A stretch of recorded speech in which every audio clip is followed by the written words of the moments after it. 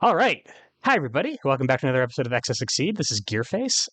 Back again, learning Londrekia today. D has been kind enough to donate yet more of his time. Thank you so much for being here, D. Hey, you're very welcome. Thanks for having me. Of course, of course. So we got a character. I got nothing, nothing in my head about this guy. I do not know anything. He's got a cool coat. He's got looks like some ice characters. I'm a big fan of. Apparently, I like Polar Nut. I like Jin. So already he's batting 1,000. Very excited for this guy. Um, Couple disclaimers before we get started. As always, number one, we're going to be talking about playing to win on this show. That is not the only way you can play Exceed. You can play Exceed for fun. I encourage you to play Exceed for fun if that's what you're looking for. If the lines of play that we describe are not fun or don't sound fun to you, don't play that way. Play the way that you do find fun. You'll have more fun that way.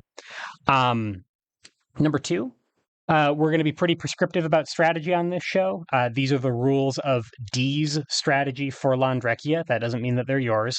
I know that I've talked to other folks, or I've seen other folks talk about lines of play that I have no idea whether D is going to cover the same ground. So it's very, very possible that we're going to, diverge from somebody else. And that doesn't mean that their way is right or our way is right or anything like that. Find your own line of play. Um, hmm and I don't know how explored Londrekia is. D. I don't know how Yeah, much the meta I, has w- been defined for him. I want to emphasize that disclaimer in the case of this character. He's relatively new. There's still lots of room to be developed. He is the second most recent season as of the time of this recording, Yep. coming in Under Night, which is before Strive, and I've had some conversations with folks who have felt very differently about some of his tools than I do, and that's great. I mean, I don't think anything has settled as the sole correct way. I'm going to share what has worked for me, but if you find something that works better for you, whether for fun or for the context of playing to win, like give it a shot. Yep. There's Absolutely. a lot to discover with actually even with older characters for most players, but especially for these newer characters. Yep. Absolutely. And then last little bit of disclaimer here. If you are brand new to the Exceed community, welcome. Happy to have you. Hope you enjoy your stay. We might be mentioning some normals that are that by a slightly different name. If you hear us talk about Assault and Spike, you probably know those as Slash and Dust. They're the exact same card, just cosmetic differences. D and I have been in the community for a while, and we're gonna use what's on the card here until we inevitably mess up and call it the Until we wrong make a thing. mistake, yeah. Yeah, that's gonna happen. Take a drink when it does. But yeah, all that said, D, tell me a little bit about Landrekia.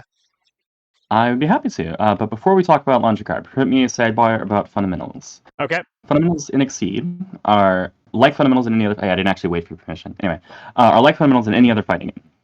Improving them just kind of improves your ability to play anybody in the game, Yep. as we're against, right? Yep. Like they're called fundamentals for a reason. Yep. But Exceed sets feature individualized mechanics. Season mechanics is what we call them because we call the releases seasons. So different seasons emphasize different fundamentals. Um, Gauge management, for example, how quickly you need to get gauge, how much you care about what's in your gauge, or how you can get it, so forth. Relevant in every season, but overwhelmingly significant if you're playing a Street Fighter character or a Guilty Gear Strive character. Right. Hand management, relevant in every season, especially important for characters who are from 7th Cross or Under Night. So that's the reason I want to talk about this is Under Night characters emphasize different fundamentals than other characters. Their normal boosts are different and work fairly differently from normal boosts of anybody else, but they're still Exceed fundamentals. They're just through the lens of Under Night. They're not completely unique. We are still talking Exceed stuff. Right. And I'm mentioning this because I think Londrekia is a fundamentals character. Yeah, I think he heavily emphasizes fundamentals as seen by an Under Night character. So what this means is you're okay. What this means is now I'm talking about Under Night fundamentals, which are Exceed fundamentals, but they're Exceed fundamentals approach from Under Night. Right. All right, with me so far? Yes, I am. Okay, so implications of being an Under Night character. Your normal tools are not designed to win neutral. They are designed to end neutral. Neutral is the phase of the game where both players are trying to obtain an advantage over each other. And you don't have particularly amazing boosts where you can say, aha, now I'm ahead of my opponents and they have to do something to defuse my advantage. Right. They don't have, yeah, if you want to grab light or fierce, Yeah, it depends. that's exactly what I'm getting. So Yep. what D's talking about here is boosts like this that an old Street Fighter character would have been able to put down and say, "We are jockeying for position or for advantage, and this is my submission to the contest. I am boosting this card and saying I have +2 power. Deal with it. What are you going to do Mhm. about that?" Maybe a better one is sweep because it's equivalent in Undernight. To your point about ending neutral, this makes you strike when you boost this. Mhm. And these don't. And these don't Um, exactly. Yeah, yeah, these are this makes tools you strike. that prolong neutral with an advantage. Yep. This makes you strike. This makes you strike. This tells the opponent they should strike. Right. This causes a strike. Yep. And then we got three others. Oh, excuse me. This makes you strike. Yep. So yeah, we got three who, or which, I guess, whatever. Cards can be people. Three which don't cause strikes. Right. And previously, in existing normals, there was one that caused a strike. Yeah, it was just reading. Everything else was a was like, I mean, when we talk about exceed fundamentals not counting sort of season mechanics, generally what we're talking about is that neutral is played with your normals and their normal boosts. Yep. But in Under Knights, you are reliant on whatever your character specific tools are to win neutral because these generally aren't going to do it. Right. There's one big boost that everybody has called Superior. Well, everybody in the season has, which makes your attack EX. However, you can also just have an EX in hand. This does not give you a material advantage over an opponent who was already planning on using an EX and expecting you to play an EX. So like, okay, well, sure. It just means you're spinning a different card, rather. Not even fewer cards, but a different card to do it. Another thing this means, let me, before I forget what order these went in, there we go. That's how counting works. This also means whenever you do obtain an advantage in neutral, and you are winning neutral through whatever your character does or however they're doing it, you are pretty heavily incentivized to pay it out as quickly as you can and then reset, because your opponents is expected to have tools that say, "Oh, neutral is over on my terms." Right. Like Under Night characters, we're balanced against Under Night characters, are designed against Under Night characters, and are always expecting the opponent to say, "One of these things is happening now. Neutral is over. Whatever you thought was happening isn't happening." Right. So if you are in a position where you've won neutral, you are in a advantageous position, and board state wise, and you have a boost down or something, you pass the turn to your opponent, and they say, "Awesome, mix up strike." Yep. Are you still? And what they're asking in that situation is, do you still think that you're advantaged? Because I'm coming at Yep. you right now. Yep. Exactly. I'm ending neutral on my terms and seeing if you really were winning by enough to make this not matter, whatever this is, whatever thing Right. they're using. Right. Which could be mix up, it could be just defense, it could be reading. Right. Yeah. If you're playing against members of Strive, they have a bunch of ways to do this because they have a whole mechanic that lets them do this, which says into over. They're just doing something. The board is changing. Nothing is where it was a minute ago, and they're striking or something else. Right. That's the whole season is capable of doing that. So if you let your opponent have the opportunity to respond to your advantage state, it's going to go away, and it's going to go away really fast. Okay. You need to get value out of it very quickly. And doing that can be non-trivial. Under Night characters very often, I say typically, there's a lot of characters in that cast. Nothing I'm saying is true of literally every character in that cast. Sure. But, well, except the normals, okay. They do all have these normals. Anyway, they typically have cards with fairly narrow use cases. The significance of that is that they don't have super reliable wild swings. They're not characters who are going to stick to a range and swing from the top of their deck constantly, knowing that, yeah, basically everything hits, everything works, and everything is actually reasonable. Even if everything works on paper, it's often going to be questionable for one reason or another, where they're not getting a lot of value out of it, or it's incredibly high risk. They would much rather be playing stuff from hand that they know is good. They also need to be able to respond to opponents' strikes and setups with things that make sense, and having unreliable wild swings means that's going to be happening from hand. Right. Wild swinging is a universal defensive mechanic that helps to enable good offense by making sure that you have something that you can do that makes sense after you've paid out your offense. And since these characters don't tend to have good wild swings, they will be maintaining a fairly large hand size. So long-term setup for any character in this season is pretty difficult. It amounts to managing your options, waiting until you have a hand of cards that you can deploy for immense value in a very small number of turns. And I have an alarm going off that I turn off. I'm sorry. Anyway. No worries. All right. What was I saying? Long-term setup requires you to have a hand of cards you can deploy to great effects in a very small number of turns. Yep. And you don't actually tend to need a lot of gauge to do it. These characters don't have the cancel or critical mechanics that say you convert gauge into awesome value. They don't tend to have big, dumb ultras that say you convert gauge into awesome value. They tend to say, I really need a particular hand of cards. Once you've built up some gauge, you start looking at which things you really want to keep in gauge because of whatever your character does, which it varies. Some characters have very specific reasons to have things in gauge. And then the rest is going to be change cards fodder. Right. You love change cards because it will let you sculpt a hand that is powerful, and you are winning strikes from hands, not from your deck. Okay, so when we talk about playing neutral most of the time in Exceed, sort of season agnostically, I think what most people think of, we'll try to very carefully move these cards 1 second.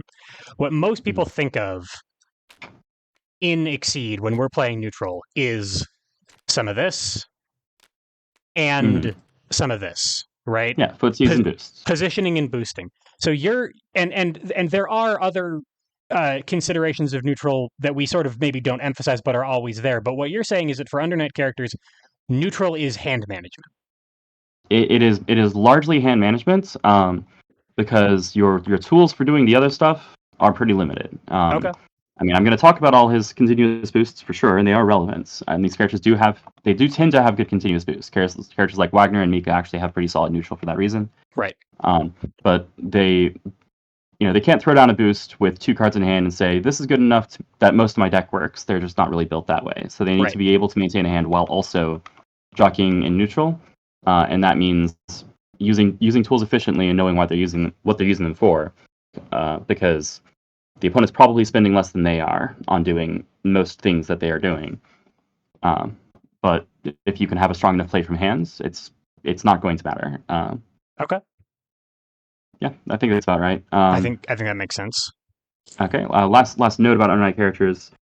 This is true of every character in Exceed. Again, this is another fundamental that applies to everybody, but undernight characters in particular hate passing turn.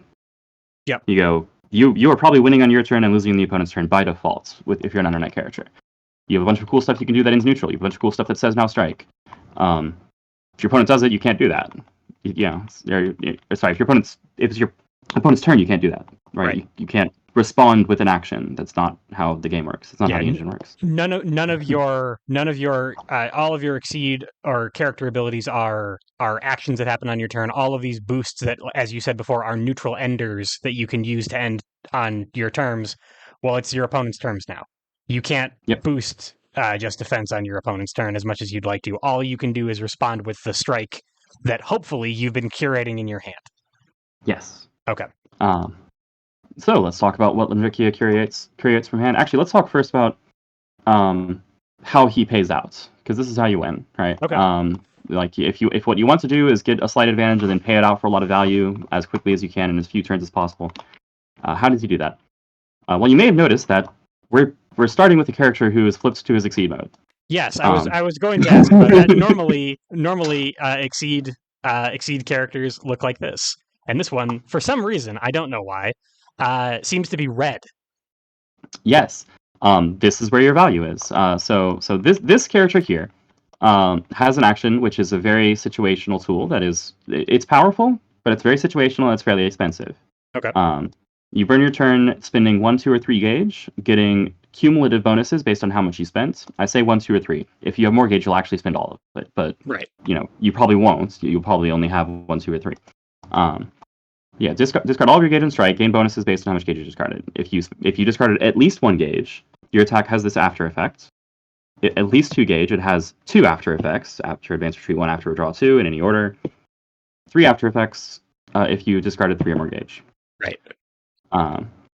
And reveal the opponent's hands, draw 2, move 1. Okay, that's a lot of stuff. that's pretty powerful stuff. Is you look at their hands, you have a bunch of cards, and you decide movements. This is the maybe it's not obvious, but I hope it's sufficiently obvious why if you can do this and also gain advantage, you're winning. Sure. Um, Sure. Now you you know their have hands. now You you have have positioning. a position you Yeah, want. You've got more options that you can use if you somehow didn't have them before. You're probably winning that next strike. yep. You are in pretty good shape. That is true even if you don't have reading in hand, which is the typical way to punish knowing the opponent's hand, where you go, nice normals you had there. Yep. Shame if something were to call them out. Yep. Unreactably because I'm taking the next turn as well. Exactly. Right. I mean, I've definitely done the play of I burns. I think it was 3, 4, 5 gauge, something like that. But I burns a bunch of gauge to say I see your hands because I'm striking with something that gains advantage, and I have 2 readings in hands. And the next 2 turns, where reading this, strike with something that gains advantage, reading something else, strike with something that gains advantage. Okay. And my opponent kind of melted. So and that's the kind of use case that I'm looking for in order to enable this being viable as a payout option. It sounds like. Right. Like if you're spending 3 gauge, you want to make sure that you're getting the most you can out of it, and that means you want the next turn. And ideally, if you're spending 3 or more, you probably want to have reading on hands, at least so that that's an option if they have normals. They might not have normals. If not, okay, you know what their hand is. That's still very useful. Sure. 2 gauge is So a lot easier to justify, where 2 gauge to draw 2 is just compressing time. You're just saying, okay, I'm taking this change cards action, and I also get a little extra movement. right. But the ultimate reason that I'm saying all these good things are not what you're doing most of the time are niche situational tools is because it's much worse than what you're going to be doing in Exceed mode. Okay, that makes sense. So before we move on to our actual game plan with the Exceed mode, there's 2 things that I want to mention about Undernight characters and make sure that I got these right. For one thing, my understanding, having very limited experience with Undernight, is that they tend to build gauge by sneezing. These are characters who frequently have an overage of gauge and maybe not a lot of ways to spend it. And I don't know how true that is of Londrekia in particular, but is 2 gauge, 3 gauge, is that a lot for him? How expensive is this payout when I'm doing it? I mean, it's almost 2 force. It's almost 3 force. Yeah. Gage is not. He cares an awful lot about having at least 1 gauge when he's in Exceed mode. A little bit about how much gauge he has beyond that. 2 gauge is an important threshold because he is an important 2 gauge ultra. Yep. But getting gauge is about as easy as sneezing. Harder than breathing. He's not Hyde, who just who prints sweats gauge. Yeah, prints gauge. Right. Involuntarily, even I think, but practically. But gauge is pretty easy. Everyone has a normal boost. Everyone on night has a normal boost, which gives you gauge for free and also lets you exceed without spending gauge. So you exceed and gain gauge instead of exceed and lose gauge. Right. So and then the other question that I had is kind of relevant to that. In order to get into Exceed mode, everyone can either pay 1 gauge, use Veil off to get into Exceed mode while gaining gauge, but both of those things take a turn. But if I'm planning to be spending most of my most of my game in Exceed mode, I have the ability to revert and take another action. So if I'm in this mode, I can do this anytime I want to if the situation is right. Correct? Right. No Undernight character lacks access to their basic ability even if they're in Exceed mode because they can always if they have at least 1 card in hand. Right. If they have at least 1 card in hand. Right. Because they all have access to that action printed on the bottom of the card. Add a card from your hand to your gauge, revert, take another action. Okay. Which means your opponent's going, okay, well, I don't have to worry about your basic mode. Actually, that you can just say, oh, well, hold on, I'm in basic mode again. Flipping the other way doesn't work that way, but while I'm in Exceed mode, I can always threaten the ability to do this big reading play. So if I do have that perfect situation that you described, where I've got 2 readings and an advantage chain ready to kill my opponent, it's not like, oh man, I'm in Exceed mode and I have the perfect situation. No, you still have the perfect situation. You can just do it if it's valuable. Okay. Yeah. So this situational button is something that you always have access to functionally. It's just that if you have a gauge, sorry. Right. You want to have at least 1 gauge in Exceed mode because then you revert with 2 and you have the draw 2, which is the only point at which it's really worth using. But if you have at least 2 gauge, you revert to gain the 3rd gauge, and now you have 3 gauge. But yeah, like if you can afford it, you always have access to this, and affording it is a little bit deceptive if you're in Exceed mode because you can revert by getting a gauge. Right. Okay. Uh, And Now that said, all mhm, that said, this is the actual play. this is where the value is, and also as Londrekia in particular, you're very often not going to bother reverting that way, because he has a revert clause, a thing on his character that says that he reverts under certain conditions. Ah, okay. Yeah, so above his character action, there is text that is always true when he is in Exceed mode. When you are stunned, discard all of your gauge, draw that many cards, and revert. Okay. That's a change cards action. It might be an inefficient one if you have Ultras engaged, but it is, I'm spending X cards to draw X cards, that's change cards. And you're doing it without spending a turn, and you're probably doing it during a strike and probably during your opponent's strike. Well, yes, not probably during a strike. You're definitely doing it during a strike. You can't. You're only getting stunned inside strikes. That's how the game works. Okay. But what you're expecting is that you're doing it either because you threw a payout and you're trading, and you got your value, and then your opponent helpfully stunned you, which means that now you don't have to take a turn changing cards. You just do. And your hand rebuilds, and now you can wait until it's an opportune time for you to come back over here, do another payout, and then so forth. Okay. Or it could mean that you got your payout, your opponent got stunned, did nothing. Their turn, they're winning, they do something, you get stunned. Okay, fine and good. Get your reload. We're back to neutral. Okay. Let's keep playing. Partially because of the ease with which undernight characters can do this, can flip for one gauge or with a veil off or something. This is my ability to get stunned and draw a bunch of cards off of it is not really a downside. Yeah, surprisingly enough, it's not a bad thing. It is something that you need to make sure that you are building into your plans, because it can be a bad thing if you are not, aware of it or prepared for it. But if you're expecting it and you're going, okay, yeah, sure, this is a strike where I'm okay with getting stunned and reverting. This is the right time for me to get stunned and revert. Fine and good. Okay. That's useful. And Several times I've been tempted to interrupt. I'm going to interrupt this time and say this. This is not just because you're an undernight character and you have Veil Off. This is because you're Londrekia and you have 4 extra copies of Veil Off. Oh my! All right, so Circular Step he has 4 copies of. So I can Veil Off 6 times a game if I want to. Yes. Okay, so I should be exceeding fairly frequently then. You will be expecting to exceed, throw big payouts, and then either on your opponent's strike or as part of your payouts, the reset happens. You get a bunch of cards, but because you hit, something is still in your gauge, and then later you veil off, and then you still can keep going. I see. Okay. You will be exceeding multiple times for multiple payouts in all likelihood. It's very unlikely that you will flip, and then the opponent will just never get to make you flip back, and you just kill them. Although it could happen, it's just not very likely. Right. And stun is checked reactively, correct? If I outspeed my opponent, don't stun them, and they hit me back, and I'm stunned because they played sweep and I played grasp, I still revert. Yes. Okay. Yes.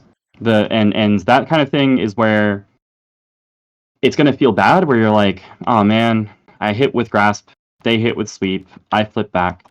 But what you did was you hit with a grasp for +2 power into a sweep. You hit for 5 and you took 6. You traded almost even by playing grasp into sweep, which is not a thing grasp does. Right. You got the value you needed to off of your ability. Your ability is essentially +2 power off of things that would otherwise lose the trade, and very often you'll just win cleanly. But even if you're trading, as long as you're trading reasonably, and if you're hitting, you don't feel bad about it. Now, do be aware. This action also says, besides +2 power plus some speed, the opponent ignores armor and guard. You probably should not use your ability and then strike with focus. With focus, sure. It's not a great idea. You have a speed 2 focus with 0 armor, 0 guard. Right. That only does 6 damage, so it doesn't even stun sweep. It's questionable. Wouldn't recommend it. This is also questionable, but this just becomes the biggest doggone mid-speed you've got. It's a speed 3, 8 power with no defenses. Right. 8 power is a lot. Yes. I'm not going to tell you not to do that, but do it sparingly. Sure. 2 speed is not safe with ignore armor and ignore guard on deck. That is correct. Okay. 3 speed is not safe. Sure. 2 speed also isn't safe. Right. Yeah. But yeah, so be sparing with those things. Your favorite things to do. Maybe this is why I like Londrekia so much. He loves EX Assault. And I love EX Assault. It's your favorite thing. It's EX Assault is my favorite normal. And if Londrekia plays EX Assault, that's speed 7, that's power 7. Mm-hmm. That's a lot. That's an ultra. Yeah. Uh, I gain advantage, and if they played focus, if they were nice enough to play focus, right? I'm trading up massively. I'm hitting for 5, taking 3, and I revert. So Yep. I'll do my change cards action, and it's my turn again. Yep. Lovely. Okay. So D, in terms of how we're evaluating this as we get into the kit, a couple questions. Mm-hmm. So I'm noticing. I heard you say earlier that as long as you have 1 gauge, you're happy in exceed mode because you can at least do this action. But Mm-hmm. I am assuming that I'm going to be spending a decent chunk of time here because exceeding does take a turn. I'm going to be spending a decent chunk of time in this mode without using this action, or am I basically like using Veil Off as a is the play pattern for Londrekia spend most of my time here, Veil Off in order to exceed, and then do something really scary next turn? Or is it more like I am veiling off early, hanging out in this mode, playing neutral, trying not to get stunned, and accruing gauge, and then blowing them up with an attack? Sure. You are veiling off under the following circumstance. You are ready to do a payout on your next turn. Right. You are ready to do something with it, and if you have your exceed mode active, you can probably make a payout out of something in your hands. Right. It's a pretty good ability. But also, you veil off when you go, okay, the opponent is not going to stun me on their next turn and waste this turn of mine. Right. Because if let's do the math. You veil off. All right, you drew 1 card for end of turn. Your hand's the same size it was before. Right. Now they stun you. You do a quote unquote change cards action. You draw 1 card. That means that they just turned your exceed action into a change cards 1 action. Right. It just took time, and that's the downside to it. And you threw away time. Right. Like that's bad. Okay. If you're veiling off, as you are expected to, then what you want is to make sure that you get at least 1 payout off of this ability, and usually at least 1 is good enough. Because of how much value you can get off of it. Okay. But more than 1 is going to be a situation where you go, okay, I'm gonna veil off, and then I'm holding EX Assault or even just 1 Assault, and then whenever they strike, you use whatever you're prepared to use in defense. We'll talk about the defensive tools to make sure you're not getting stunned. Right. And then your turn comes around, you throw the big button, and if they don't stun you, okay, now you have advantage. You're still in exceed mode. Cool, stay in exceed mode. Do another payout. Play neutral or do another payout. Throw your grasp at that point. Okay. Or if you are stunned, then okay, I guess we're back to this where I'm waiting for a good opportunity. Okay. So I'm not hanging out in exceed mode, waiting for my opportunity, and narrowly avoiding being stunned. I am exceeding opportunistically, and then paying out immediately afterward. And then if I stay in exceed mode after that because I stunned my opponent, that's like a bonus. Yeah. Okay. Yeah. Like you're exceeding when you are confident that you can get at least 1 payout off, meaning the opponent's not going to stun you on their immediate next turn because they are going to get a turn. And then you have a payout ready. But because if you exceed too early, your opponent's just going to go, oh, okay, I guess I'll hit you and flip you back, and then you flip back and you have now retroactively wasted that turn. Right. So you need to make sure that you have some sort of payout on deck, and also they are not going to make you waste it. But that's still going to happen pretty often. Okay. Because you have some ways to confirm these payouts, and that's what we'll get into with the kit. Okay. Mm-hmm. That'll make sense. Anything else you want to talk about before we go on to the actual attacks? Yeah, we've said a few times, like, you want to make sure that your opponent can't waste your payout. That's harder than it appears because, hey, look at all these boosts that say normal or neutral is over. Right. This one even says we're not in the position that you thought we were in, and if you're playing against Guilty Gear Strive Season 7, they've got a bunch of things that can do that, especially if they have meter. Specifically, if they have meter, they have a lot of things that can do that. Keeping an eye on all of those possibilities is hard. You have a few shortcuts that can help you with, like, actually, I'm just not going to worry about this, but they're lower value than if you are actually able to pay attention to all the things your opponent can do and go, yeah, even if they play mix up and change the range, I have an option for if they go to this range or that range. Right. Even if they play dash and then cancel and strike, I have another option I can use to defend against that instead of if they strike from their current range. Right. Like, it's much better to be prepared for those things and to have each split of it, which is partly why you need to maintain a pretty large hand. But you do have a few get out of jail free buttons that say, oops, they did something I wasn't prepared for. Let me hit this button. It's low value, but then I still will have my turn and my ability. Right. Okay. So I might as well talk about that first once we get into the kit. Yeah. So, but without even talking about the kit in particular, like an example of that would be, all right, I'm at range 1. I will exceed knowing I have a focus in my hand, and then my opponent says, "Awesome, mix up, play the other copy of Spike," and then and now my thing doesn't work anymore. I need to cross out or some other way to maintain my payout. Yep, exactly. Okay, right. Like you're at range 4, and you're like, cool. I'm holding EX dive or something. I'm gonna be super scary, and then they mix up to 3 and they strike, and you're like, okay, well, Spike or assault, or they might have some. If you're fighting another Londrekia, they might have a speed 6 that hits at range 8. Yeah, that sure is a card. Yeah. But anyway, you don't want them to be controlling the mix-up against you. You have get out of mix-up free. Well, get out of mix-up free card, and a few get out of mix-up not so free cards. But you would prefer to be prepared for each possible thing they might do, and that's a lot of things, especially if you're up against a Strive character. Okay. So that part's hard. Can't really sugarcoat that. so the way that I'm kind of thinking about this boost now that the way that I'm thinking about this Exceed mode now that you're thinking about it's like a boost that I can't do on defense. I'm putting a boost down, and the boost is my character card. The way that I would put down Fierce. It's just that Fierce doesn't work on my opponent's turn. Yeah. I mean, you've done this lesson or not, but read that boost on this unrelated character. Sure, yeah. At the start of your turn strike. Yeah, it's very similar. It's a on my next turn I'm doing something. Get ready. Yep. Stop me or get ready. Yep. And that's what this is. It doesn't do anything to keep my opponent from stopping me. I better have an answer for whatever they're trying to do in my hand so I can confirm that value later.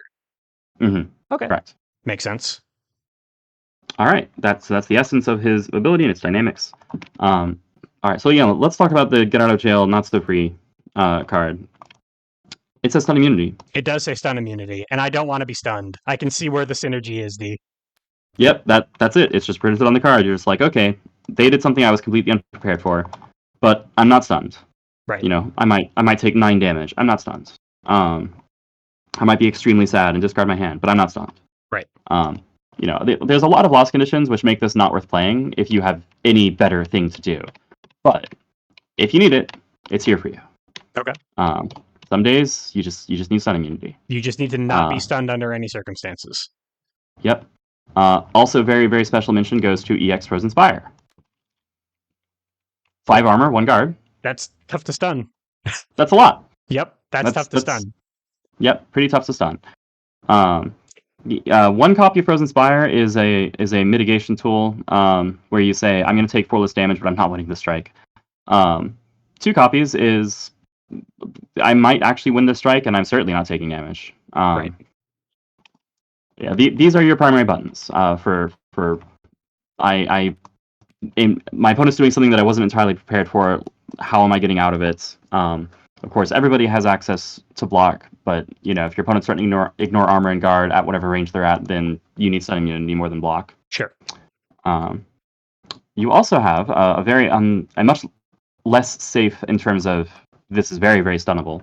But I have 2 copies of this alongside your specials as kind of a mnemonic for that you have twice as many of these as any other special, to be clear. Right. So they are the same card. This is you have 4 copies of Circular Step, which I guess it shows up if you hover it, but that won't happen in real life. I guess it arguably does. It's at the bottom left of the card. At the very, very bottom, you see Londrekia 10 out of 17 times 4. So if you hover the card with the magnifying glass, you will in fact see that on the physical card. Well, you probably don't need a magnifying glass. My eyes are not that great. Anyway, but yes, the importance of having 4 copies is that you can have EX Circular Step a lot and still be playing around with Veil Off with the other copies. Sure. You don't want to play EX Circular Step very often, but turns out some days, you need a thing that is speed 7 and hits at range 3. Right. That's that's a privilege. Most people don't get a thing that is speed 7 hits at range 3, not without some shenanigans. Not without a boost in play, not without being in exceed mode or whatever. Right. And there's some other text on this that typically doesn't matter. If you're playing EX Circular Step, it's almost always because you are defending with it in order to play it as a DP or reversal. This is a thing that breaks the speed curve on defense because you're saying, oh, at range 1, you can play Grasp and I can lose to that. But at range 2 or 3, I'm playing speed 7. You're probably not faster than that. Right. Like, unless they're playing EX Cross, I guess. Right. Or whatever their character specific stuff is. So, this does not, if they happen to just play the sweep, I'm being stunned. That's not helping me the way that this would help me. But there's all sorts of fast options, and this lets me at least participate in a mix-up that I otherwise wouldn't be able to participate in. Exactly. Yeah. Okay. This says I have the fast side of the mix-up. This says I'm cutting my losses, and the EX typically says I have the slow side of the mix-up. Right. But one copy is I cutting losses, which I don't recommend in exceed mode. But EX this, I have fast. EX this, I have slow. Never EX this, I'm stunning you. Right. You need both copies of that. Yeah, it's just the benefits of EXing this are negligible. You almost never want to do it. There's one situation where you might consider it. I'll talk about that later. Am I using so you mentioned that the before effect, I'm sorry, the rest of the text, the advantage clause on circular step doesn't come up very often because I'm using it on defense. Am I mostly also using these specifically for mitigating being stunned out of my exceed mode, or do they have other use cases? Yeah, so Frozen Vine is an attack. It's for use in exceed mode. You can use it on offense or on defense. This becomes a pretty silly mid speed if you're initiating with it, because this will become a speed 7 power 3, and I talked earlier about how I like that, but it also doesn't risk getting stunned. Yep. Power 7 speed 3. Right. Okay. Wait. Oh, yeah, sorry. Yep. Other way around. Yep. But yes, it's like big damage at low speed with no defenses, but not exactly no defenses. And this one hits for 8, which breaks sweep, and this one doesn't. But if you're striking at range 2 or 3, they're not super likely to play a sweep. Right. And not every card can be sweep. Like if yes. I think you said on another lesson that we did that if every character had a special as good as sweep, they'd have a really, really, really good special. Yes.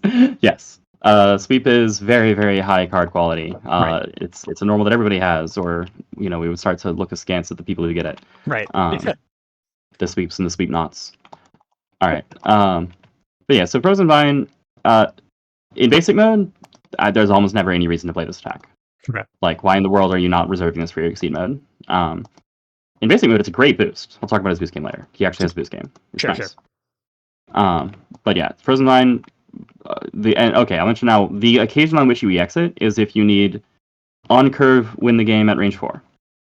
Because this EX at range 4 with character ability is speed 4, power 8. Power 8, yep.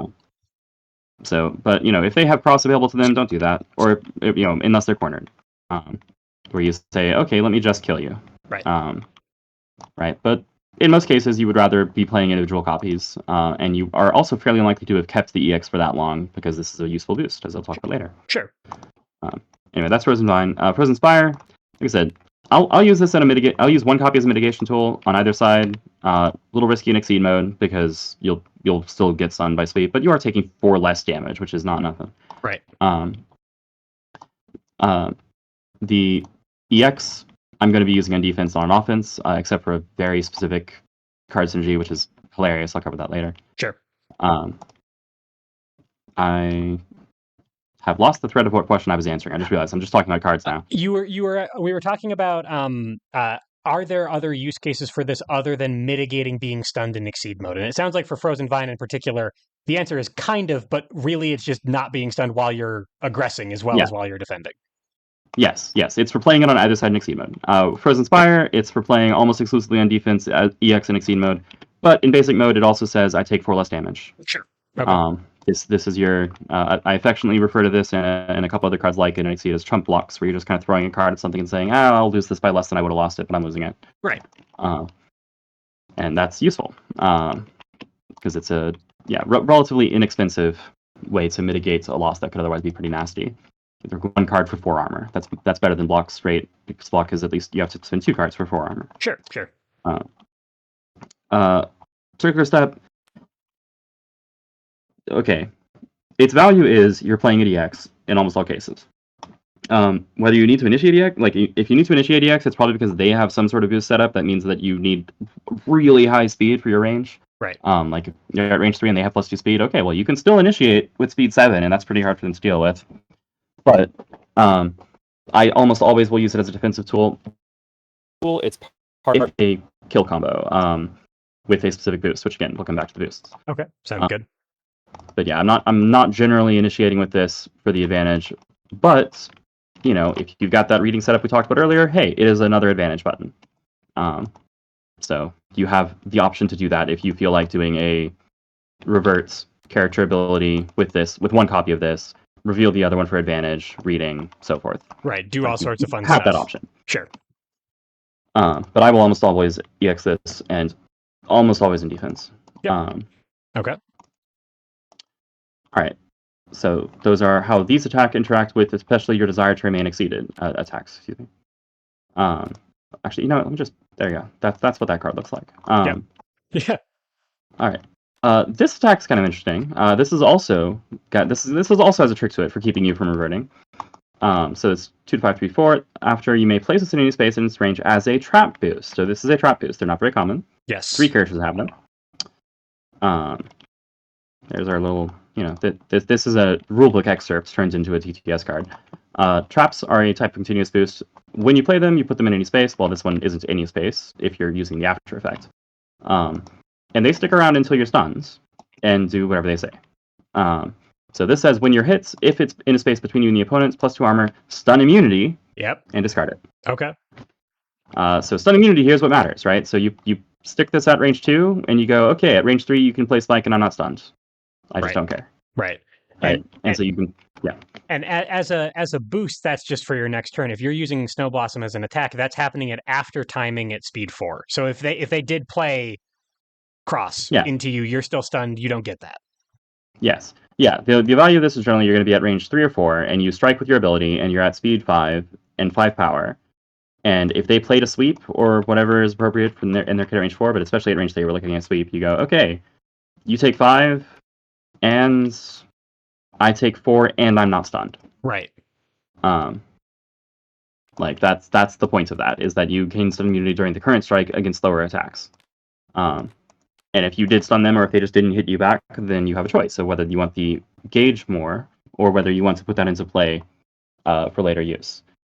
I will say that if you're this close to your opponent against a character who can overturn the board state at will, it's often not amazing to put it at range 2. That's just because they're going to move past it, but it does tend to force them to move past it, and that itself is kind of useful. So even without action compression on my opponent's part, if they play assault, they're past this. I'm not getting my stun immunity or anything like that. But if a character does have dash, cancel, strike with anything, I'm not getting this. Right. It's not going to do anything for you there. Okay. So the preferred use case for this then when I'm in Exceed mode would be nearer to its maximum range. Yeah, I mean, it's always safer played that way. But at 3 and 4 is where you want to play it in Exceed mode. At 3, it's on curve. At 4, it's above curve because it hits speed 5. And so at 3, right, you do this because you want to make sure that their sweep doesn't stun you this strike. I see. At greater ranges, you're doing it for later. At greater ranges, you're like, okay, this makes it less convenient for them. Notably, it's also perfectly fine to do this. Can you just whiff with it? Yeah, that doesn't say after if you hit. That just says after. Right. Yeah, you can take a boost action by striking. Don't do this if your opponent can hit you. Right, if your opponent's at range 7 and you look at their kit and you're like, oh, well, nothing's really. Oh, what's this low Tiger Shot card? Oh no, low Tiger Shot. Yeah, that's right. It's an iconic Sagat projectile for our viewers, right? It hits at range 3 to 8. And it's really scary. And it's really good. You go, okay, range 7 seems fine. Oh, what's this card? Don't be here anymore. Right. Don't do this. It's not gonna help you in the way that you want it to help you.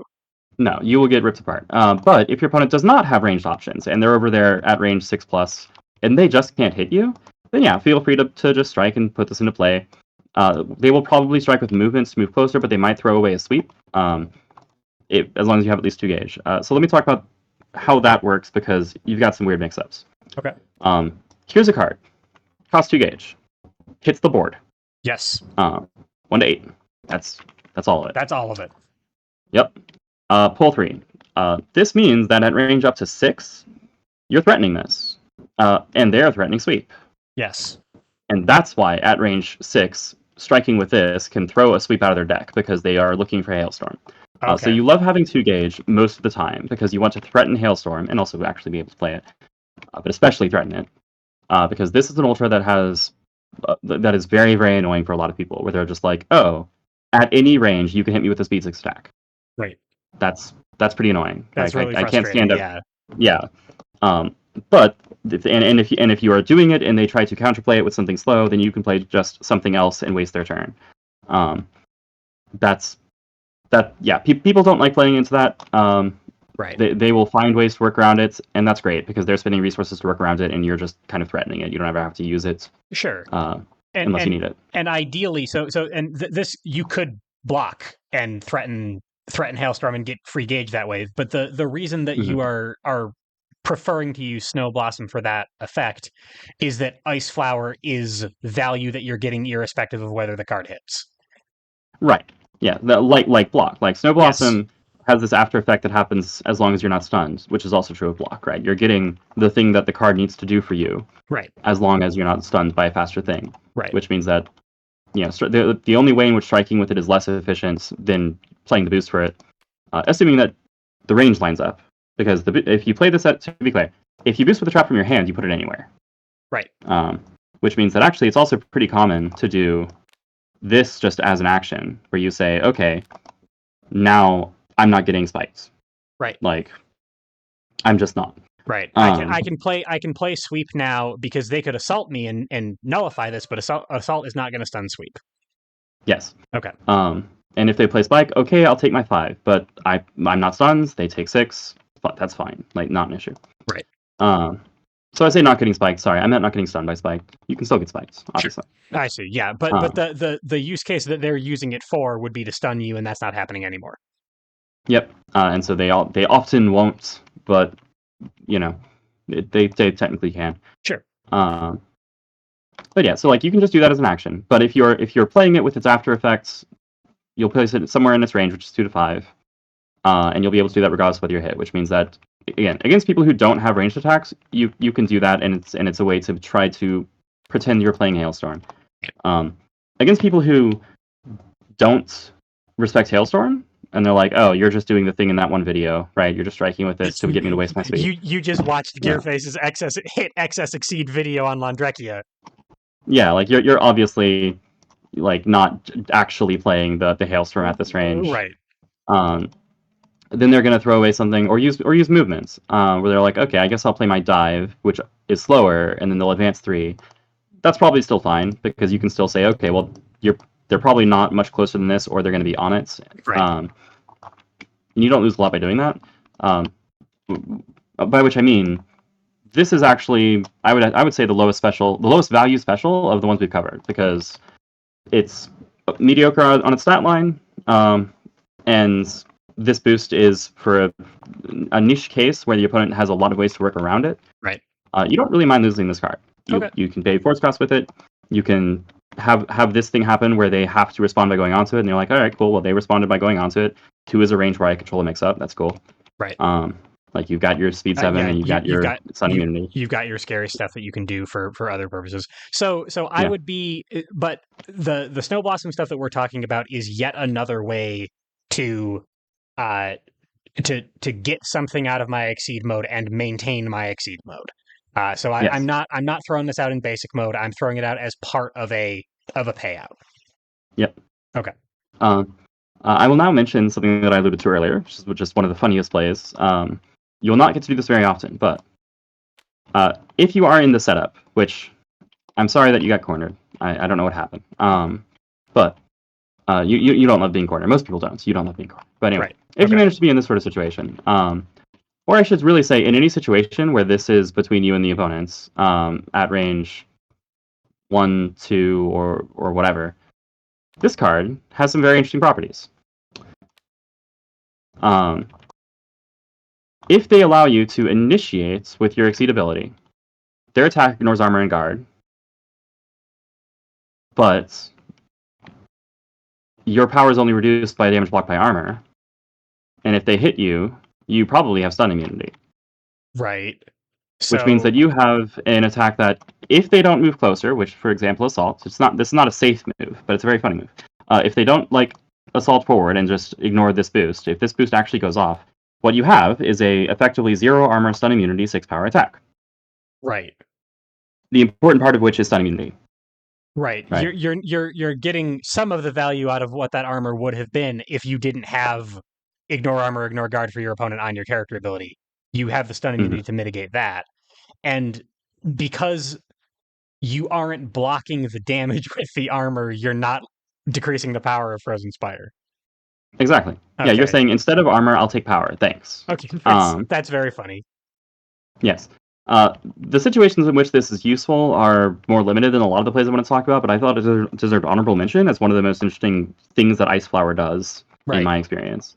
Um, I will more commonly prefer to be in situations, like this, but the opponent is cornered, and I have more options, and I go, okay, well, now they are probably not looking for me to initiate with speed 2 at range 4 because I have clearly better things to be doing with my time. Right. And then you throw some cheeky stuff. I also particularly like playing this EX where it becomes another big dumb 7 power mid speed. You've got a lot of ways to hit 7 power, and I like 7 power. Yep. Yeah. 7 power is. I remember your guide on Faust. We've talked about thrust. I know that you like seven Oh, power yeah. D. Love 7 power. It's a good Okay. number. Okay. All right. Shout outs to Faust players who try to play snip, snip, snip and then run into this. Anyway. Oh God. It's not even that bad. You're just taking 1 damage back, but Right. it feels bad. Yeah. 4 If is a you lot of when you have ignore armor. guard into 4 armor, you're like, Yeah. Oh. all Oops. right, that's fine, I guess. Anyway, So okay, so that's snowballs. those are all of your specials then, because he has 3 ultras. So Oh yeah, technically. we've talked about one of these is 1 gauge. Um, we've talked about a mitigation tool that is also a great offensive option. Sounds like a sort of more limited offensive option that you're using as a mix-up, but mostly a mitigation tool, and Mm-hmm. then like an install way to mitigate being stunned. So I've got quite a few, and obviously circular step is my above curve version of some of those. So I've got a lot of ways among my attacks, almost to the point that it seems like these are what these attacks are for, just to stop Mm-hmm. myself from being stunned. Oh well, Okay. yeah. Okay. To at least have various options for doing it. Like I said, stun immunity is the one that says I'm really not getting stuns. Right. The other stuff is generally going to be some shape of mix-up, but it means that you will have mix-up tools that say I'm probably not getting stuns, and it's Right. nice to have the options. Okay. And that's in addition to I play assault to stun Block or your EX dive, cross or or I yeah. play cross, like just regular mix up tools that can do the thing, and EX versions of those besides to make it even harder. Yeah. Okay. Yeah. This is important because the turn after you veil off, and you will almost always exceed by veiling off, although it's certainly fine not to. You will probably have, like, if you have at least 2 gauge, cool, you can spin 1 to exceed because you have at least 1 gauge, and that's what you need. Right. Anyway, but like the turn after you exceed is the turn that you're going to need this stuff. Well, not this one. This one you mostly initiate with. But the turn after you exceed is when you need to have access to the things that say, no, hold on, I'm not really stunned. No, you don't get to do whatever the thing is you're trying to do. I'm going to have my payout next turn. Okay. Because you need to make sure that you can secure that value. All Got right. it. So yes. Now let's talk about the specials that cost gauge. Wait, no, hold on. Wait, we have a not word quite for right. we have a word for that. What are those Yeah, called? ultras. Now I'm. I'm Go sorry. ahead. Go ahead. I was just gonna make a joke. Oh, so was I. I was gonna just I was for the rest of the lesson. I was gonna intentionally call these by like different words that mean ultra. I was gonna be like, yeah, your ultimates, your supers. Yeah, your superlatives. Yeah, exactly. You're over the tops. Yeah. Yeah. Now, these are. All right. Well, I like that better. These are over. These are more expensive than your specials. Yep. They're not necessarily better than them. They are just different sides of a mix-up. Okay. Generally speaking. In particular, let me just look at this card. So 1 gauge for a 1/2/1/6. Yeah, that gives you that ends the strike with 3 gauge altogether. If it hits, yes. Yeah. So I think the actual use case for this, and I don't know if this is a hot take or not, I don't really care. If I'm striking with this, I'm doing it because my opponent can't hit me, Okay. right? Because And that and is a and therefore you can't hit them either, but you don't care because you're getting gauge. yeah, it's one gauge for two, right? Okay. Um, if I'm actually hitting with this, well, okay, there is one other case, which is that if I'm in exceed mode, and I want to do a really janky change cards because this is going to put stuff into my gauge that Then lets you'll me get then draw more stunned, cards. right? Yeah, like I'm not stunned, so Yep. then I get to draw more cards. Okay. So like I have done that. Almost always, my main value of this card, however, is booster force. It is actually because of how much you like change cards, because of how much you want to sculpt specific hands. Having an extra ultra in your deck, especially having ultras that you're willing to throw away, is really useful Yeah. because that's more force for changing cards. Definitely. Like concentrating more force in fewer cards allows you to throw away more of a hand, throw away less of a hand of tools, and then still draw the same number of cards. And that's pretty useful. Right. This boost is also one of the under night neutral enders where you go, oh, actually we're over here now. Which, if you need it, cool, use it. If you don't need it, cool, change cards. Or rather, devote this to your next change cards, which will Right. probably be more than just this. Right. Right. But yeah, so I personally don't really consider this to be an attack. It is an ultra, which is great because you can invalidate it when you wild swing it, and it's worth 2 force, which is great. That boost does deserve to be an ultra boost. That's a good boost. But if I don't need the boost because I'm perfectly comfortable with my current range, cool, it's change card spotter. That's great. Makes sense. So that's Frozen Cleave. Hailstorm, because of how easily you get gauge, is like something that you want to maintain the threshold for, but it's great to threaten. It's not generally super great as far as reward goes. But it's useful to be able to have it, especially if you're holding the EX and just say, all right, well, I have a speed 7 attack that hits the entire board. And that's going to annoy people. If people are maintaining range, then I'm often going to prefer to play Riddle. I'll talk about this in a minute. Sorry. Anyway, Sure. but yeah, Hailstorm is like an actual attack, but I put a lot more stock in the threat of it than in its actual reward because it's 2 gauge for 3 power and it's very unsafe against most things. They can play sweep and you're getting out traded. So you'll if you're playing the same person multiple times in a row, you will eventually have to play this attack so that they respect it. Otherwise, you're just like they know it's Exactly. there, and that might be enough for you. Yeah, I never want to play Hailstorm. I'll play it if I Okay. have to, or if I need to convince my opponent that I'm willing to play it, which is Right. generally the only thing that makes me have to. Right. Makes Uh, sense. Yep, I'm a little bit more fond of EX Hailstorm because people don't tend to expect you to throw this EX away. And if they're counting your circular steps like a hawk and going, okay, you're finally out of speed 7 attacks that hit at range 2 and 3, prove them wrong. Yeah, 8 is higher than 3. Yep. This hits there too. Yeah, you have even more of those things. Right. Okay. Um, but yes, all right. This is an ultra. It is pretty costly uh, well, okay, it's just pretty costly. I wouldn't say costly for its value because the intended value on this is you won cleanly. Right. Because you hard called out somebody playing their assaults or their dive or whatever their other shenanigans are, and they just couldn't move. And you said, "Ha, stay there at range 3, take a bunch of damage. I choose positioning. I draw cards. I gain advantage." Right. When somebody loses this, they lose incredibly hard. I seldom play this. I think I do sometimes, but generally speaking, I don't want to risk 4 gauge, let alone 5. Like, I'm not generally using my exceed ability on it if I am playing it. Right. But when I do play this, it's often to help secure an end game, and the boost will often do that too. So this is a card that I'll play toward the end of the game in weird ways. I don't tend to play this honestly. What I mean by that is the intent of this is that you're at range 3. I say intent. I don't know the intent. It looks to me like the intent of this card is that you're at range 3 and you call a mix up and you say, all right, I'm throwing this at you. You have lost this mix up. I am going to choose position and gain advantage, and then it's my turn now, and I can do whatever I want. Right. I am likely to play this where I go, oh, you don't have any projectiles up. Cool. I strike at range 4 or 5, and I have advantage. Oh, That's an after effect. It's not an hittable. after. It's after. Okay, Yeah. so you get all but 6 damage worth of 6 damage in a gauge worth of that value just for striking with it. Yeah, if you're not and starved. like I'm thinking 4 gauge, but if I'm even considering this, I clearly have a gauge surplus. Sure. Like that's a lot of gauge. So I'm like, okay, well, let me do one of the weirdest change cards you've ever seen, where I Yeah. discard this, draw 2, gain advantage. So both Uh, this and Frozen Cleave are you've described as having janky change cards effects on them. yeah, as the attacks, yeah.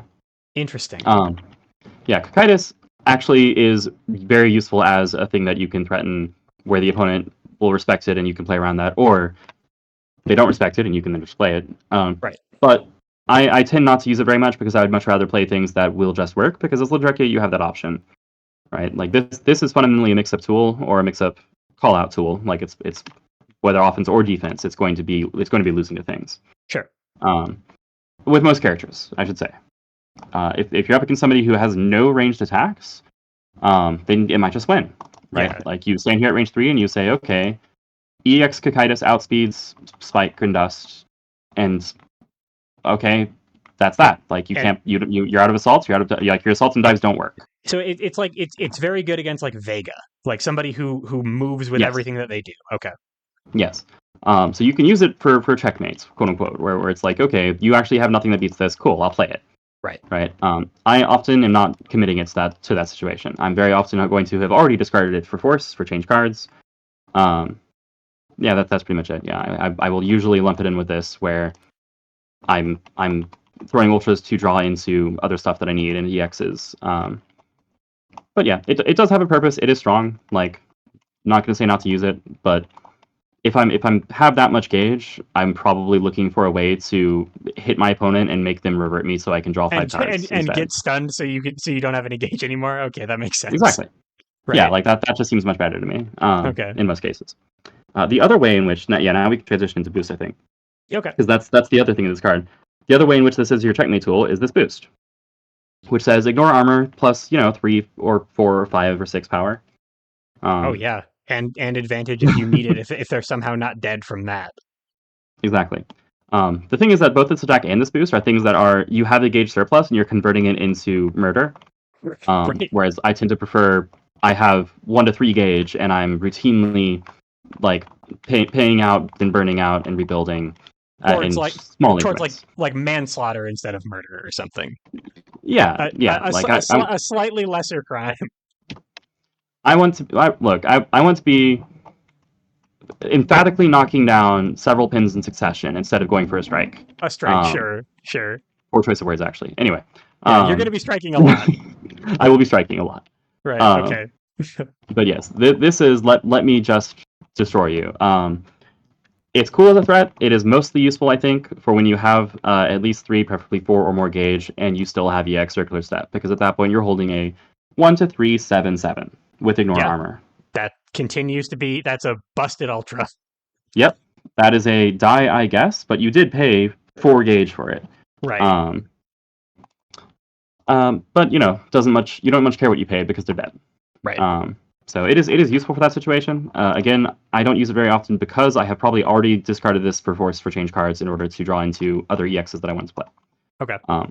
But it is useful for that as you get later in the game, and especially if you ended up in awkward situations where you couldn't really commit to a payout, but you kept playing relatively safely and you accumulated more gauge in your exceed mode.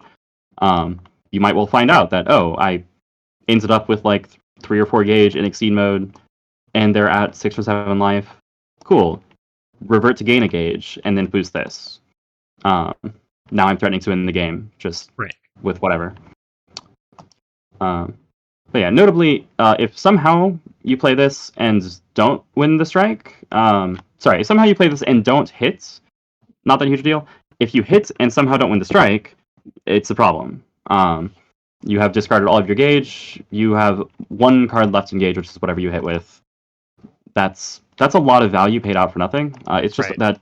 So I don't recommend playing this if you only have 1 or 2 gauge, and even 3 is a little bit dicey. Because you don't want to burn 2 gauge for 2 power and nothing else. You're Londrekia. You can do better things than that. Sure. Like if you're in your exceed mode and they pass the turn back to you after you boosted this, like you probably maybe you still should spend a gauge to use your character ability to confirm this hit with the speed, but you are Mhm. taking something out of your gauge and getting, you're getting a better return on it than you would for your just from their glacial, but Right. they're eating from the same resource at that point. They're in the same resource. Yeah, you're saying instead of +3 power, I'm converting one of that would have been +1 power into +2 power +1 speed. So I have +2 power +1 speed, um, which is awesome. Don't get me Right. wrong. It would be very surprising if you enter that situation. Most people are going to be like the opponent is often going to do something to prevent you from using your ability on top of this. Sure. If not, they are politely handing you the strike in most Right. cases. Or they're Um, completely out of resources or something. Even then, they might wild swing. Yes, or if they have a speed-based dodge effect, which are not that uncommon in Undernight in particular. I Right. think there's like 4 or 5 where attacks with speed whatever or higher don't hit you, and they can go, actually, you didn't hit me after all. Right. Um, but yeah, generally speaking, your ability is better value than this. If you have to choose between the two, Makes sense. like relatively obvious reasons. Yeah, it also gains advantage. I'm not really sure what's up with that because I tend to find that if I'm landing this, they're dead. They're dead, Um, right? And yeah. uh if you failed to kill them, you have emptied out your resources. Maybe you need to get on defense, but you would have known whether you were killing them because it has ignore armor, right? Like Yes. it's gonna do the damage it's gonna do. Yep. Yeah, I guess the point of the advantage is what you just said. Like I'm coming to this conclusion in real time, going, yeah, I guess the point of advantage is you threw away all of your gauge. You need to do something to rebuild. Like, Right. here's a But turn that is kind of a token effort at rebuilding, so that you're not completely screwed because you burned out your gauge. right, but Um, why did you put this down if you weren't going to end the game with it? yes. Right. In the game, or at the very least, bring the game within one strike of ending, right? Like, Sure. um, but yeah, usually it's in the game. I don't want to throw away all my resources unless the game is over. Kind of need them for things. Makes sense. Like ending the game. Like ending the game, as it turns out. Yeah. Yeah. Makes sense. Makes All right, sense. so that's the role of Jerry Glacial. So yeah, two ultras, which I really like spending as force, certainly have uses as boosts. Those boosts are relevant. Arguably have uses as attacks. Those uses are janky. Yep. But they have uses. That's nice. This thing, which I never want to play as an attack, but might have to prove that I'm willing to. And now this boost. That's a real good boost. Okay. Wow. Um, Yeah. I just read it. That's a lot of value. Yep. Riddle me this. Before close to, hit gain advantage added to your gauge. So it costs a force, but if you hit, and you should, this will be added to your gauge, which is, could be gauge, and it might be 2 force.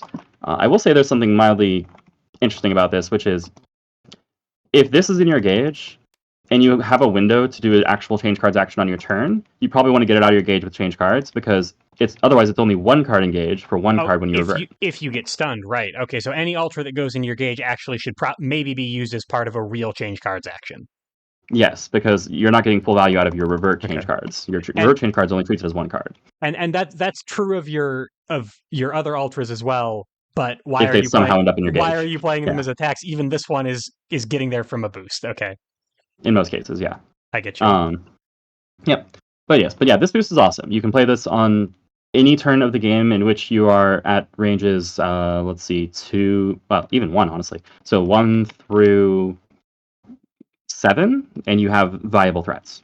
Yep. So if you're at range 8, okay, I guess hold the attack because you have a range 8 attack You and it's have a on this range 8 card. attack. Yeah, you might as well just finally you found a time to play Hailstorm, maybe. Now you found time to threaten it and do other stuff. Right. Like your opponent probably doesn't have a range 8 attack. Now if you're up against a god, okay, yeah, do something else. But anyway. Right. Sure. Unless your opponent is going to be beating you at range 8, yeah, just hold the attack and then do other stuff. Right. Like play Veil off and just build gauge. Where Makes they sense. aren't likely to be coming at you. But yeah, at any closer range, right? So at 5, you've got this. Sorry, at 7. At 7, which becomes 5 is what I meant. Because at 7, Yep. before close 2, it turns into 5. So at 7, Yep. you have this. At 6, well, you still have this, and you also have dive, and you also have this. You also have this, notably, which this is very good at longer ranges, where you're coming in under the opponent's attack. So I'll play this out. I especially like playing this at range 5, where with Riddle, at speed 1, I close 2, hit for 4 damage, gain advantage, gain extra gauge, and it's my turn, and we're at range 3, and I have gauge. That's pretty good. Yep. Like that's a use case in which I actually will be happy to play Presence Virus and attack instead of just as a chump block. Um, but yeah, and then any closer range, you just go, okay, and I'm holding the grasp mix up, basically. Like, I could be playing grasp or cross or EX circular step or sweep or focus or whatever I want. This is a great boost. Makes sense. And are you anticipating, kind of like when we talked about Dare Glacial, are you anticipating that your opponent is going to strike into you so that you can't use your character ability on top of this when you put this down? Well, funnily enough, um, so if I'm in Exceed mode, yes. But funnily enough, I will very often be using this boost when I'm in basic mode, because if it's my turn and I'm in Exceed mode, hopefully I'm already in a position where I can just attack. Oh, sure. Yeah, you Um, might. You're hopefully not needing this to get your payout. right. Like, I might, if we're out at range 5, and I don't have Snow Blossom, then yeah, okay, I'm boosting this even if I'm in Exceed mode. Right. Just like by default, if you're at a range where you have good threats, which is especially 1 of 3, somewhat 4, and you're in Exceed mode, you're expecting to spend your turn with this action. Right. If it's not good enough, or if it's not safe enough, or if you then by all means play another boost. I say another boost. It's not actually a boost. Anyway, play a boost. You do that to me, and start to set it up. Sorry, D. It's not actually a boost. Anyway, do something, set it up, and then they have to do something to respond. But even then, you're still probably going to be on top of things on your next turn, and that's pretty good. Sure. But yeah, and so this is a thing that you are happy to use in Exceed mode if you're not ready for payout. But your Exceed mode is really going to be better than it. So I will use this to actually win neutral in basic mode, where I say at ranges 3, 4, and 5, I'm controlling a mix up and I have an advantage threats. And if you don't do something to stop me, I can probably win the next strike and gain advantage and gain extra gauge. And yeah, I'm on top of things. Right. At range 5, you throw this onto Spike and say, yeah, they have to correctly anticipate that I'm playing Spike and play then their dive or assaults, which will miss. Or I stun them, I gain advantage, I gain extra gauge. You can also throw it onto assaults, and if you're in basic mode, then you're not losing gauge and reverting, you're just gaining gauge and trading down against sweep and focus. Sure. And that's cool. So I use this boost all the time. It's a wonderful boost in neutral because it tends to put you on top of neutral. The only time that it's not very great is at range 1 and to an extent 2, where you are heavily telegraphing that the only thing you're threatening that makes it better at 2 is grasp and dive, as that mix-up goes. The dive mix-up is a little awkward because you would rather save a dive for when you can hit with an extremely scary dive. Right. The grasp is mediocre because they can just play a focus or a sweep and you're not really doing all that great. And then at range 1, like, what you're saying is I'm holding focus or sweep, and that's not bad. That's fine.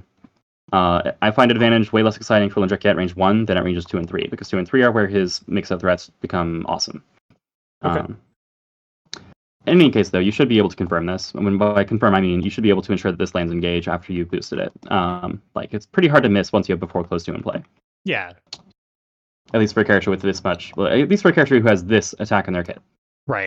And even like merely regular old Yeah, grasp and sweep and focus. range 3 grasp. It might not win clean, but it's gonna hit. Yep. If my opponent passes turn back to me while I have this in play, then I'm happy to throw all kinds of things. I like to mention I mentioned Spike at ranges 4 and 5. I also like to play Crossed. Cross is not Cross from opening positions, because this is a great opening boost as well. Is resource negative. Positioning negative, because you go in 2 and you come out 3, and this is not great for you. But you have advantage. That's fine. With advantage, you can then either actually maybe hit with Snow Blossom or pay 2 force from gauge to walk forward, because that's in your gauge now. Right. Or prepare to build a better hand, because you definitely spent something on this boost earlier. Depending on what your opponent has, maybe not against Ryu, but other people. Right. And the significance of having 2 gauge also means that your other Hailstorm is now online. So yeah, I love this as an opener. I love this also at every other point in the game where it's at all reasonable to play. It's a great boost. Okay. And the only time you wouldn't be doing it sounds like, is when you're in Exceed mode and you're ready for a payout. Pretty much, yeah. Okay. Or if I'm looking at my hand going, I actually can't afford to drop any one of these cards from hands on this force cost, and I don't have 2 or more gauge, because I don't want to spend my last gauge on a force cost. Right. I'll spend any gauge after the first one on a force cost, but not the last. You know what I mean? Yep. Yep. You need something to be able to do this. Yes, I need 1 gauge. Otherwise, this doesn't do anything. Right. Sure. Um, 2 gauge is more than I need. It means I threaten hailstorm, but if I'm playing this boost, then that's a hailstorm. Gotcha. All right. So yeah, riddle. It's your awesome continuous boost that says I'm on top of a neutral now. It's great. Play it. Makes sense. All Makes right. sense.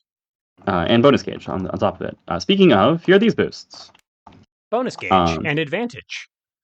yeah, these should look familiar because of all the other stuff on them. They just also give you something else instead of before close 2. Right.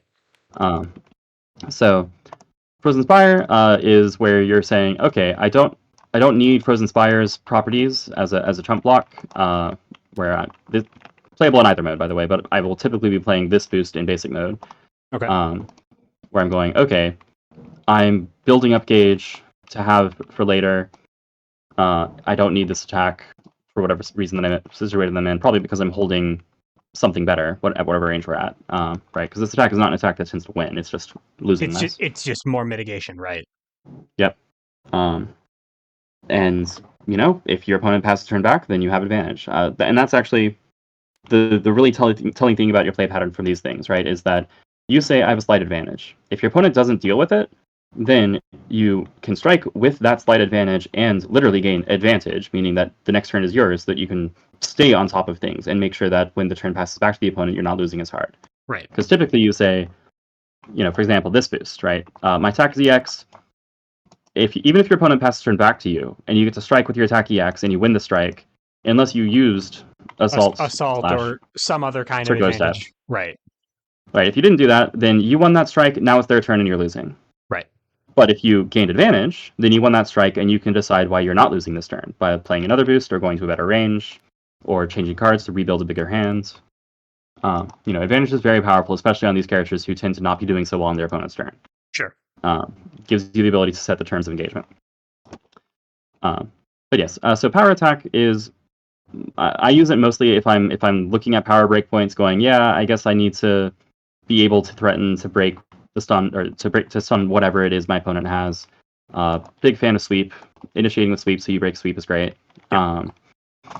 If I'm in exceed mode and I'm boosting this, it's because I am extremely confident that they're not going to be able to knock me out of my exceed mode on their turn.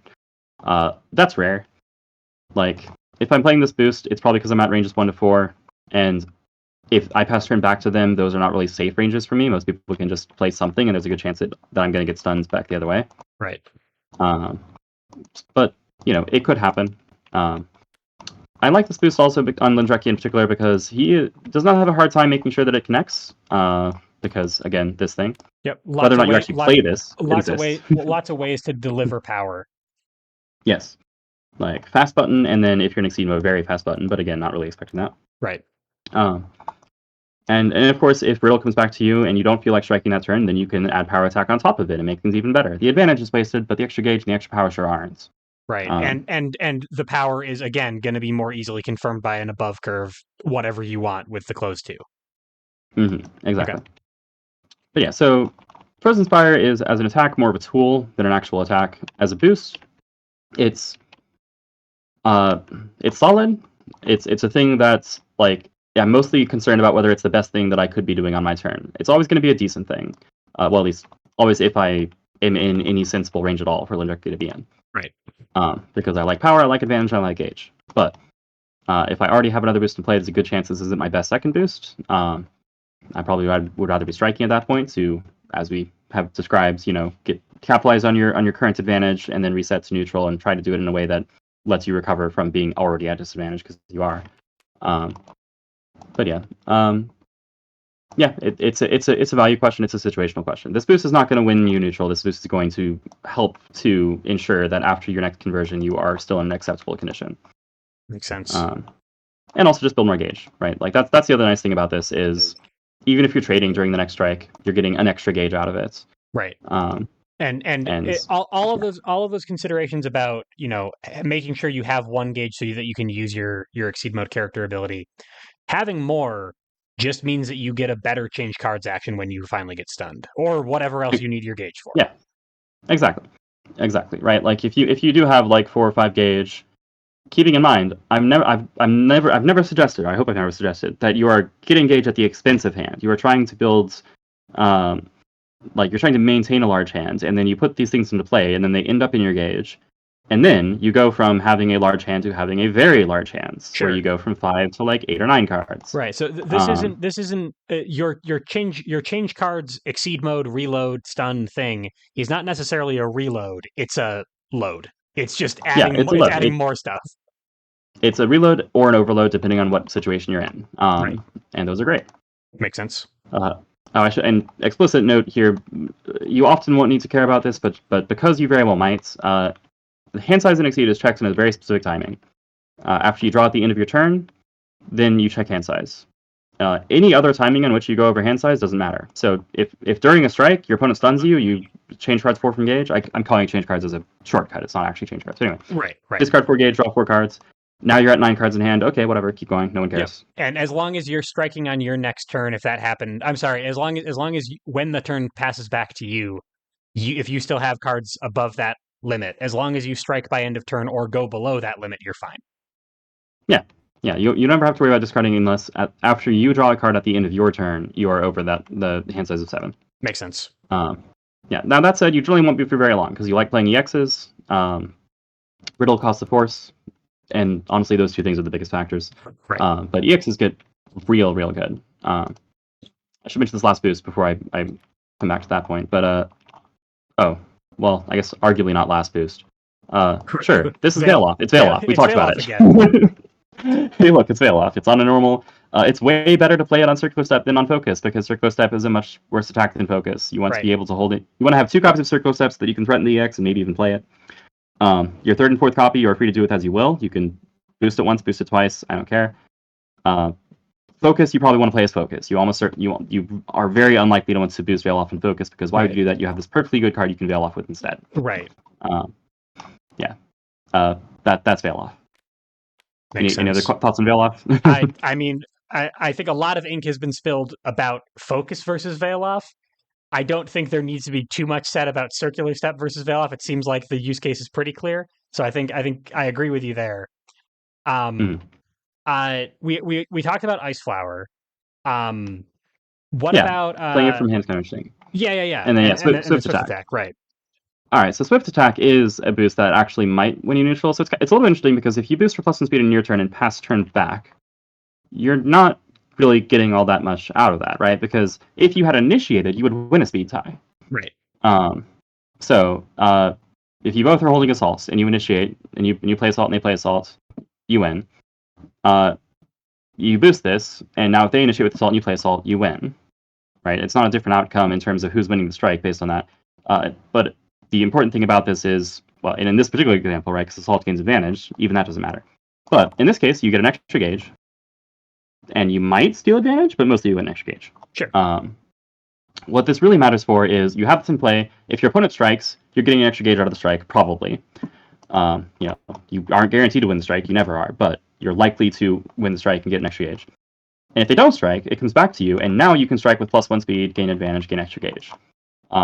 Putting that pressure on them with this boost and with this boost is part of what establishes that you can actually have a neutral advantage, and then after converting it, again, since you have advantage, do something useful to make sure that you're not dying on their turn. Right. So I love playing Swift Attack. Maybe not as much as Riddle, but about as much. It is extremely useful, especially once you're in Exceed mode.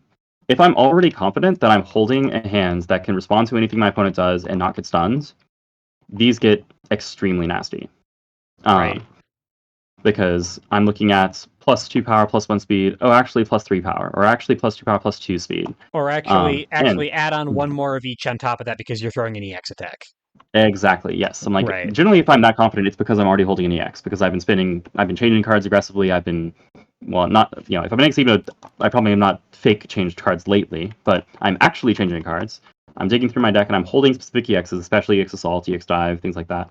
Right. And then with my EX, I now flip over and say, okay, if you initiate, you might lose because I play an EX. If you don't initiate, you'll definitely lose because I'm going to play an EX with stats. Right. And in that situation where you are on top of things, I love to play these boosts and say, I was on top of things. I'm now more on top of things. And unless you actually defuse me on your turn in some way that I don't deal with, then on my next turn I'm going to kill you and take another turn. Like I'm going to, get my payouts and then also get another turn and decide what the best way is in which for me to get as much damage onto you as I can before you flip me back and help me out by discarding by my gauge. refilling you, right? Uh, And if you're not that confident, that's literally what these attacks are for. yes. Okay. So you have the ability to say, if you've got these in your hands, you look at anything else in your hand that would give you more confidence or enough confidence that you don't need these. And if you have that, you're either paying out with that thing or you're like, sick, let's go. And you are capitalizing on that opportunity to up your upside, up your advantage even more. Mm-hmm. Okay. Yep, that checks out. Notably, notably, so I've talked a lot about how this is just value, and not a lot about like how the exact numbers play out in terms of whether you win strikes. Other than EX Assault, I love EX Assault. Right. EX Dive is also great. I would say, generally speaking, you don't need to worry too much about the interactions, other than be careful about playing Focus and Sweep because they don't look like you think they do. Your opponent ignores Armor and Guard. Right. Because as long as you're landing the hit here, you have +2 power. You're trading up. It becomes kind of a long-term numbers game. If you win at least one strike with this ability, such as EX Assault. EX Assault, for example. I'll come up with other attacks at some point. Anyway, EX Dive, whatever. Sure. Or just on curve dive. Like if they don't have any crosses or if they decide not to cross out, then you have a 7 power attack that is speed 5 that jumps over and you can't hit me. Yep. You get one clean win and hit for 3-5 damage or so. Even if they play focus, right, where they mitigate but you actually do something that gets past them. Or if you play cross and you hit for 3 after armor and you retreat.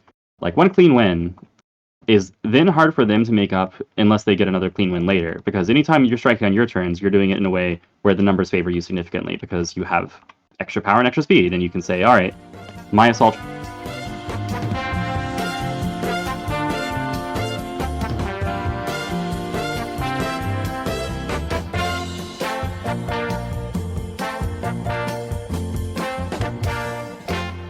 So, if you win at least one strike cleanly with this, even if they mitigate, right? Yep. So if you do this and you play like cross and they play focus, you're dealing 3 free damage.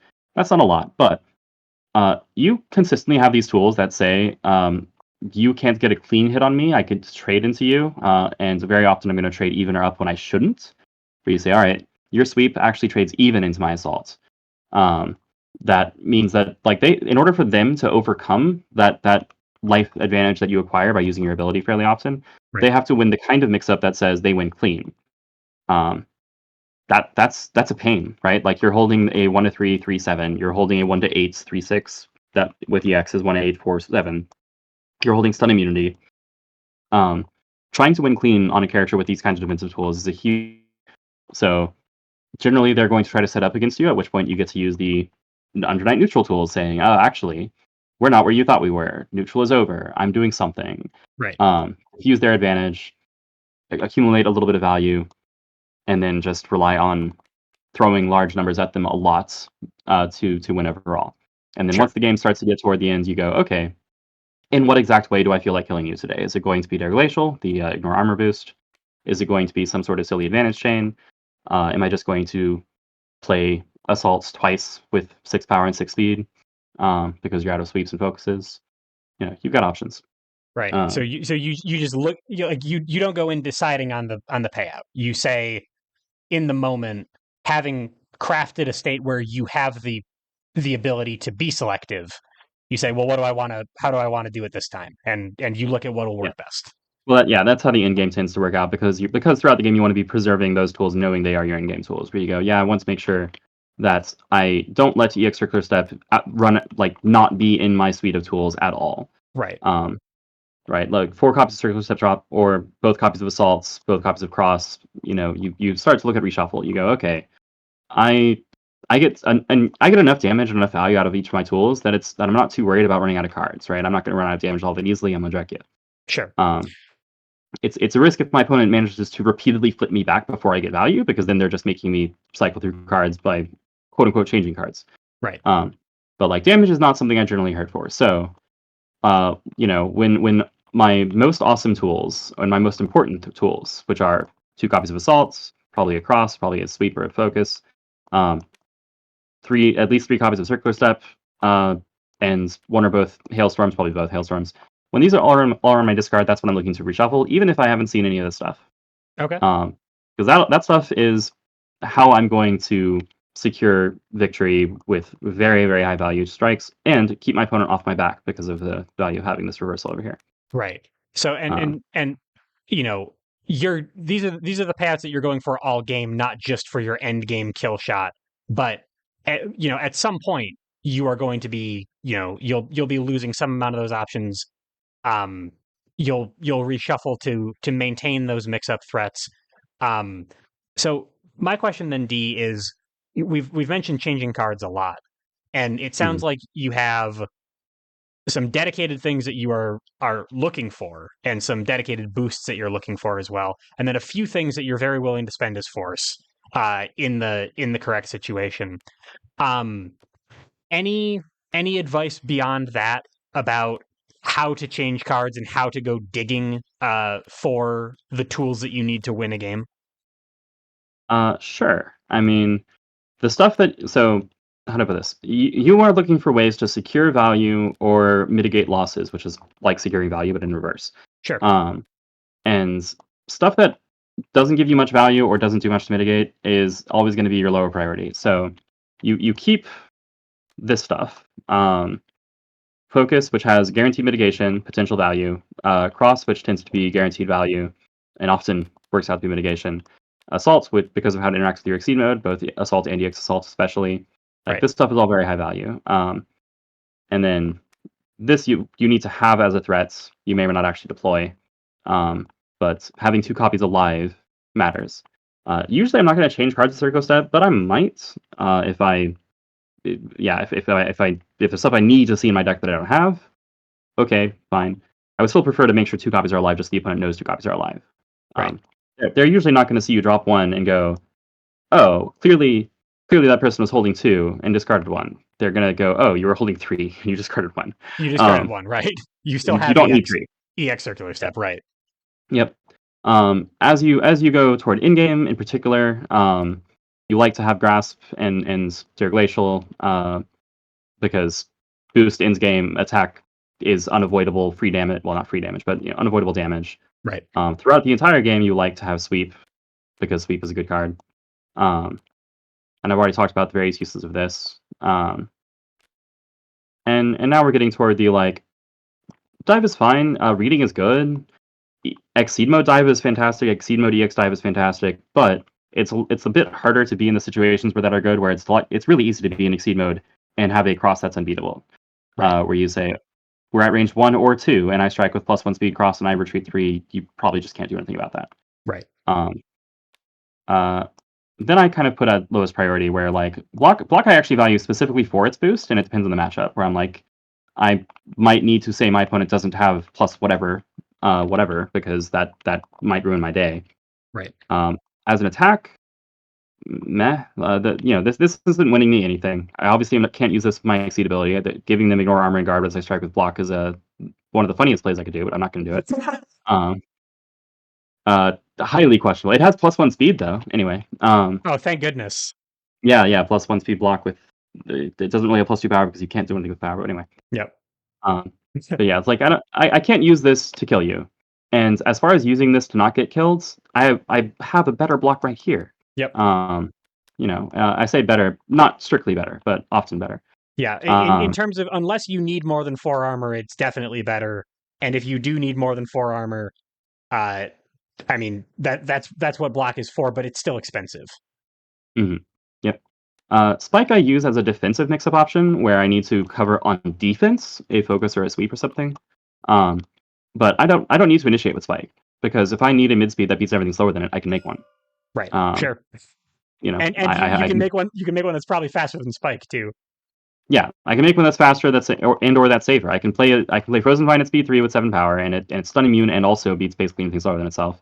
Right. I can play dive at range 3. I can play assault at range 2, which isn't a mid speed. But I can play sweep at range 2 and just have a speed 3 power 8. Right. I don't think Spike is all that remarkable there in terms of what it offers me because it's not that hard for me to beat slower stuff when I have +2 power.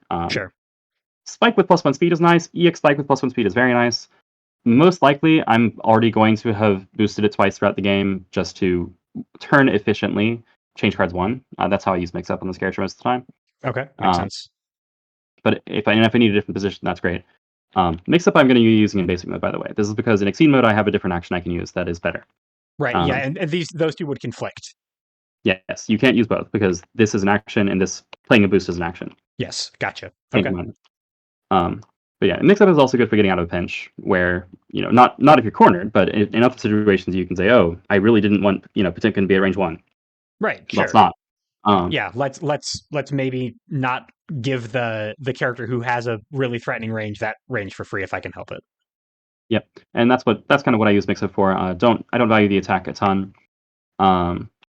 Again, just because I have a lot of ways to fill that slot. Sure. I've talked about Snow Blossom as well, where it has a bunch of utility. The payout is unremarkable. It is often, for me, kind of like a pretty safe way to do a thing as an attack on offense. Doesn't do me anything on defense, which, by the way, that's going to be a thing that I should mention explicitly.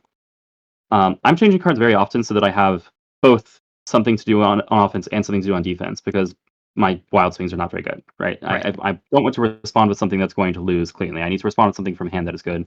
Very often that's going to be an EX or one of these specific options. So like the stuff that's not that good on defense, which is especially Dive, Snow Blossom, Spike, very happy to throw away when I'm changing cards. Where like I keep Spike as a defensive call against sweep or focus or the like if I need to. Most of the time it's gone. Oh yeah, and this is change cards. Already talked about that. Like, unless you specifically need surprise attack, right? Yeah. Okay. So with this is quite a bit of force, and some of it's conditional, some of it is much more frequently used as change cards fodder than as anything else. But I should have enough to consistently be able to find the things I want and hopefully craft some EXs out of the things that I want. Mm-hmm. Any advice on when to do it? Like if you're under threat, do you get away first and then start changing cards when it's safe, or are you changing cards like under fire? Depends on what you have. How safe a defensive thing you have against your opponent's attack will determine whether it's okay for you to change cards now, or whether you need to change cards now, or whether it's okay to wait. Because if you're at range 1 and you have a hand that's full of these cards, right, and your opponent has, I don't know, +2 power in play, and you go, well, I guess I'm stuck playing block, and that's not great. right. Like I'm going to be ditching. I might keep the block because +2 power, but I will be ditching basically everything else, and okay, I need a hand that has stuff that can actually win strikes. Right. I guess I might boost this, but probably I'm changing cards all of this and just going, yeah, I need a hand that has options. If I'm holding a focus, then I might go, okay, against +2 power, focus isn't even all that safe. They have sweep, but it at least lets me have a side of this mix up that beats everything that is, or that deals with everything that isn't sweep. And as long as there's a cross or a dive alive somewhere in my deck, they might not play a sweep. Right. That's kind of the idea. Is like, do I have a thing that I'm comfortable responding with whatever they strike with on this turn? If not, change cards aggressively. Get something. Right. And honestly, if I do, I still might change cards. Depends on what the rest of my hand looks like. Sure. But yeah, because that is more of, I'm sorry to interrupt. That is more of a value for you. Is getting the hand that you need to win the game rather than losing a strike. As long as that strike is not crushing. Mm-hmm. Okay. Yeah, like it's if I don't have what I need, I must change cards, and I must do it aggressively, or I am essentially conceding the strike and potentially some amount of value after that. Right. Like if your opponent's up because they have 2 boosts in play, boosting your +1 speed is probably not a good idea. Boosting your superior is probably not a good idea. You're basically passing a turn saying, I'm already losing this. I guess I will commit some resources and hope that maybe my opponent plays something that doesn't give them full value and lets me sneak away with some value. Right. That may well work sometimes. Your opponent might play something super risky and you actually got to cross away and it worked. But not a good default. Like, not a reliable default. Not your default option. Generally, if you're down by a bunch, you're not contesting this status of neutral. You're going, okay, I've already lost neutral. I need to find a way to mitigate with block focus or some sort of EX like sweep, maybe cross, maybe grasp, whatever I need to check. And then once you have a mitigation tool, you are looking at all right, wait for them to overextend, and then say mix up or what's the name of this move? Surprise attack, um, or just defense to kind of cut your losses and do something else, or just wait for them to run their payout. Right. Now, exactly which of those you want to do, it depends a lot on what you're fighting, right? So if you're fighting another season 6 character, another unranked character, there's generally a limit to how much they can build up for most of them anyway. Sure. So like you're like, okay, they have 2 boosts in play. Well, if they put a 3rd boost in play, they're actually not that much scarier than they are right now. I can say that because I have Frozen Spire and I have 4 armor and range 1, I'm already prepared to lose the next strike, and I'm already prepared to mitigate the next strike as well as I can. Right. That's the thing I'm responding with. Now, what I need to do is I need to look at the rest of my hands and determine if I have what I want to use the turn after that happens. Right. And if I don't, dig. Go find it. Okay. And yeah. and in the process, I'm kind of earmarking some things that I'm saying, well, okay, I do need to dig right now, but at some point the payout's going to be EX Assault or Cross or something, and I'm less likely to spend those to get the stuff I want because that is part of my That's part of what you want. This is a tactical consideration, and this is part of my strategy. Yes. Okay. Yes. Yeah. If you're going, okay, I really, really want to have grasp because I need to make sure I threaten a representative or do something to appease what they're doing. It's still probably not a great idea to change cards and get rid of a cross, an assault, and a focus because you're gonna want those later.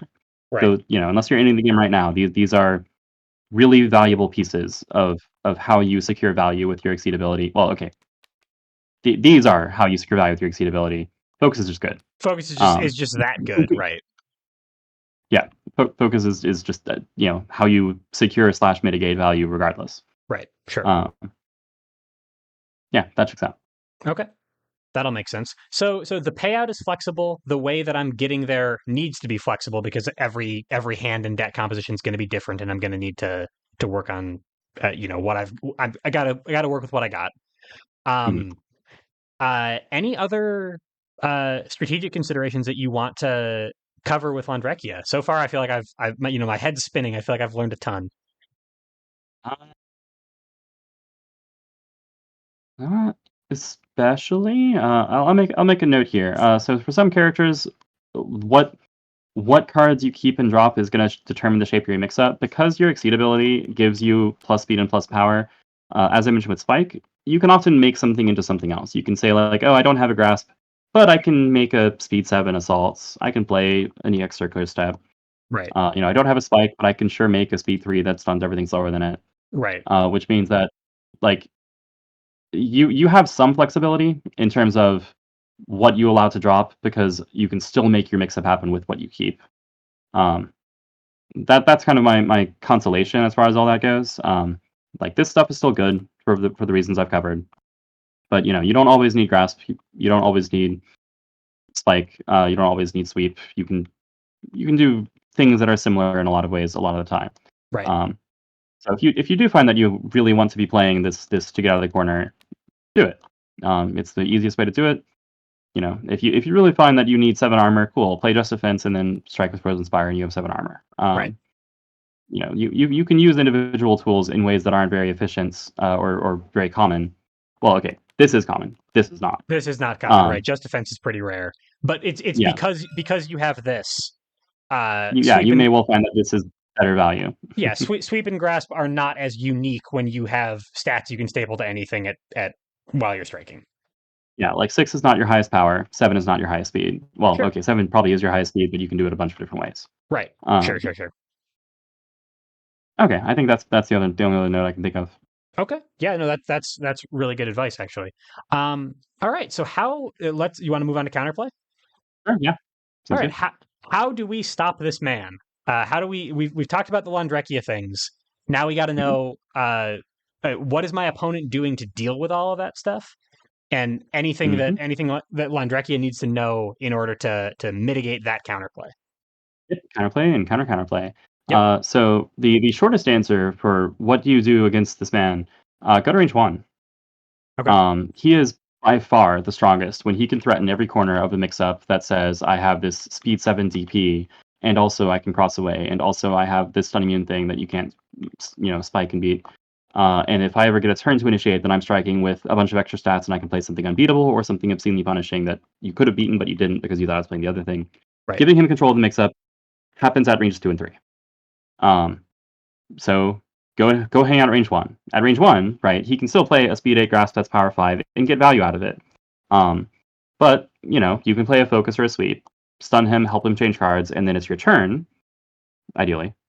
I mean, unless I can't think of actually a way that wouldn't be your turn next because Yeah, he I mean, initiated. unless he put Oh, I guess he has down a he has one of these in play. one of his various There we go. boosts that lets him do it. But your point is well made that odds are you're going to take a turn at some point.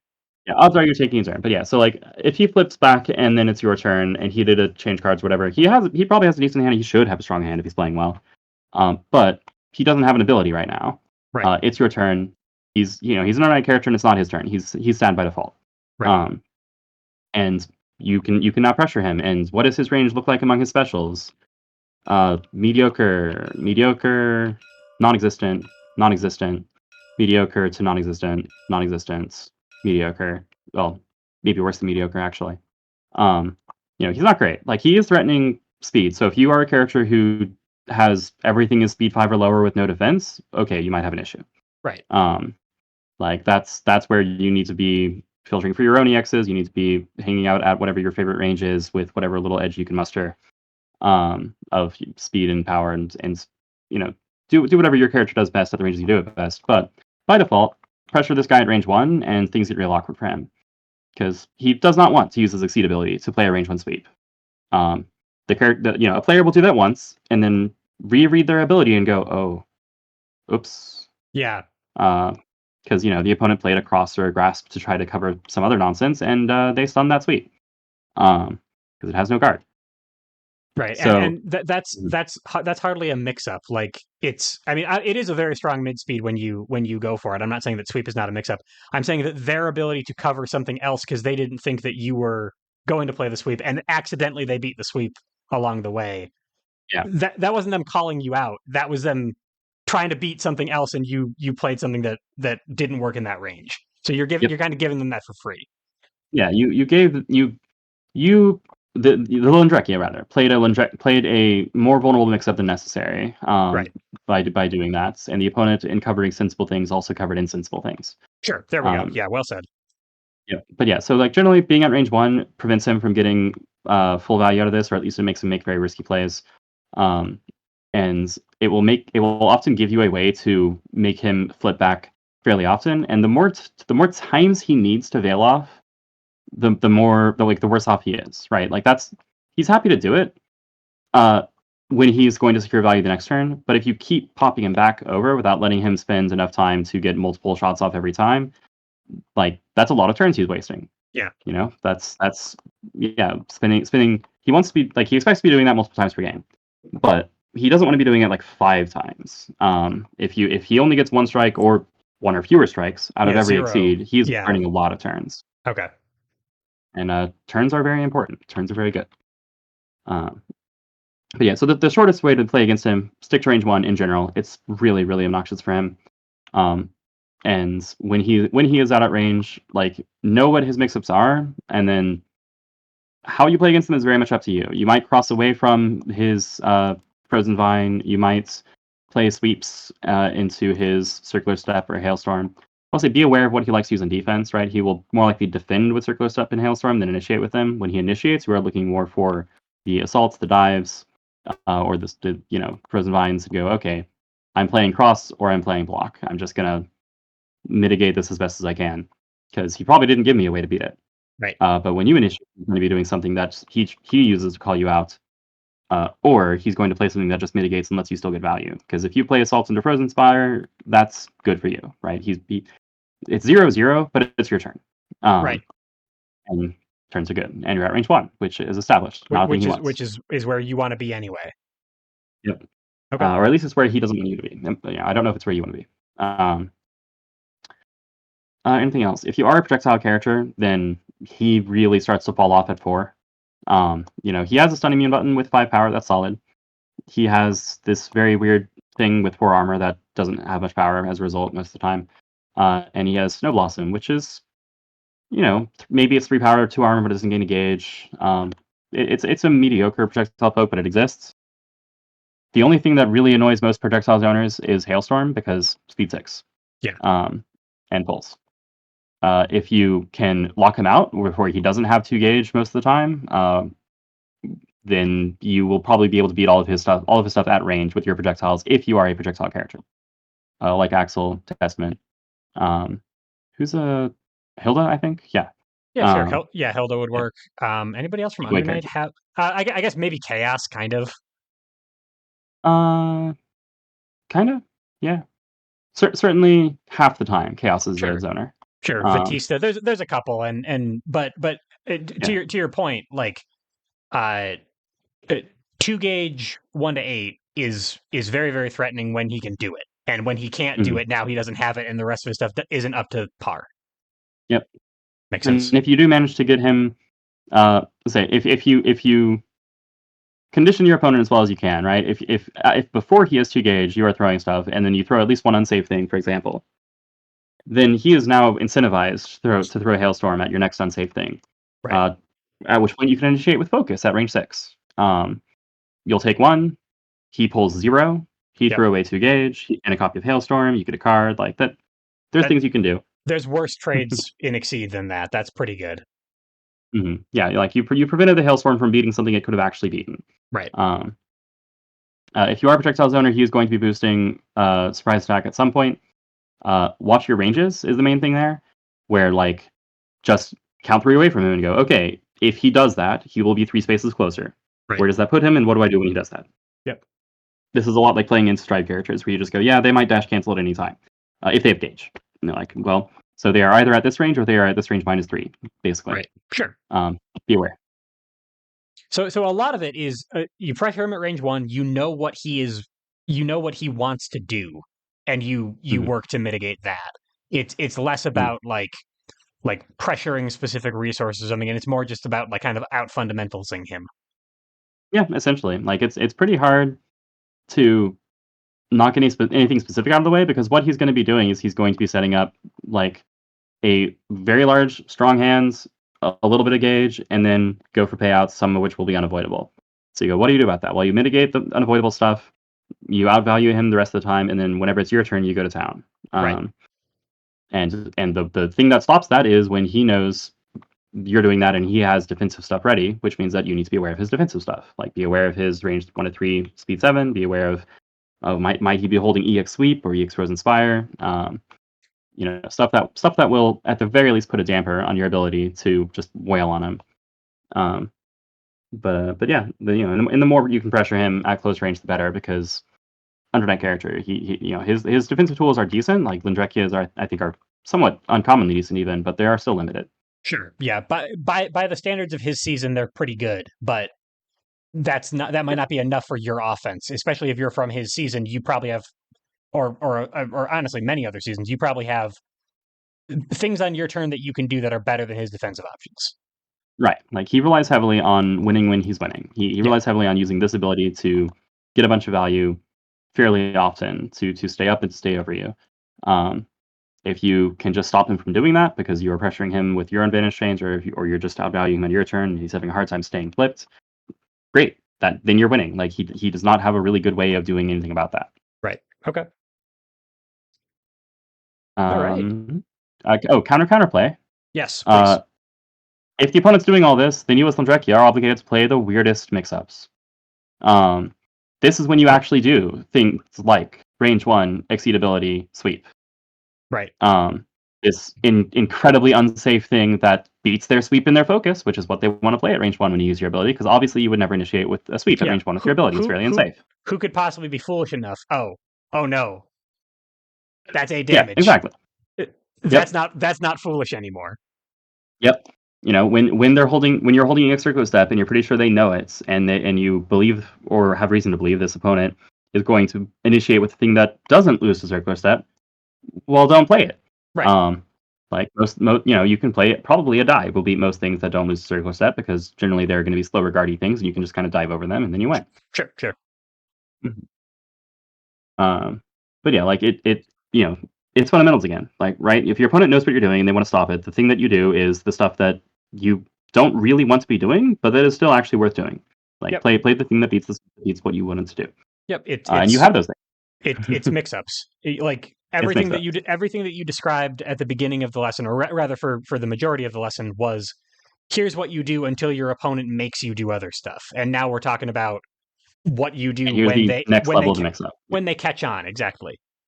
Yep, Yomi layer 2, as we like to call it, right? Yeah. Exactly. Yomi meaning for posterity, right? Yomi meaning reading term adapted into fighting game usage, basically predicting your opponent.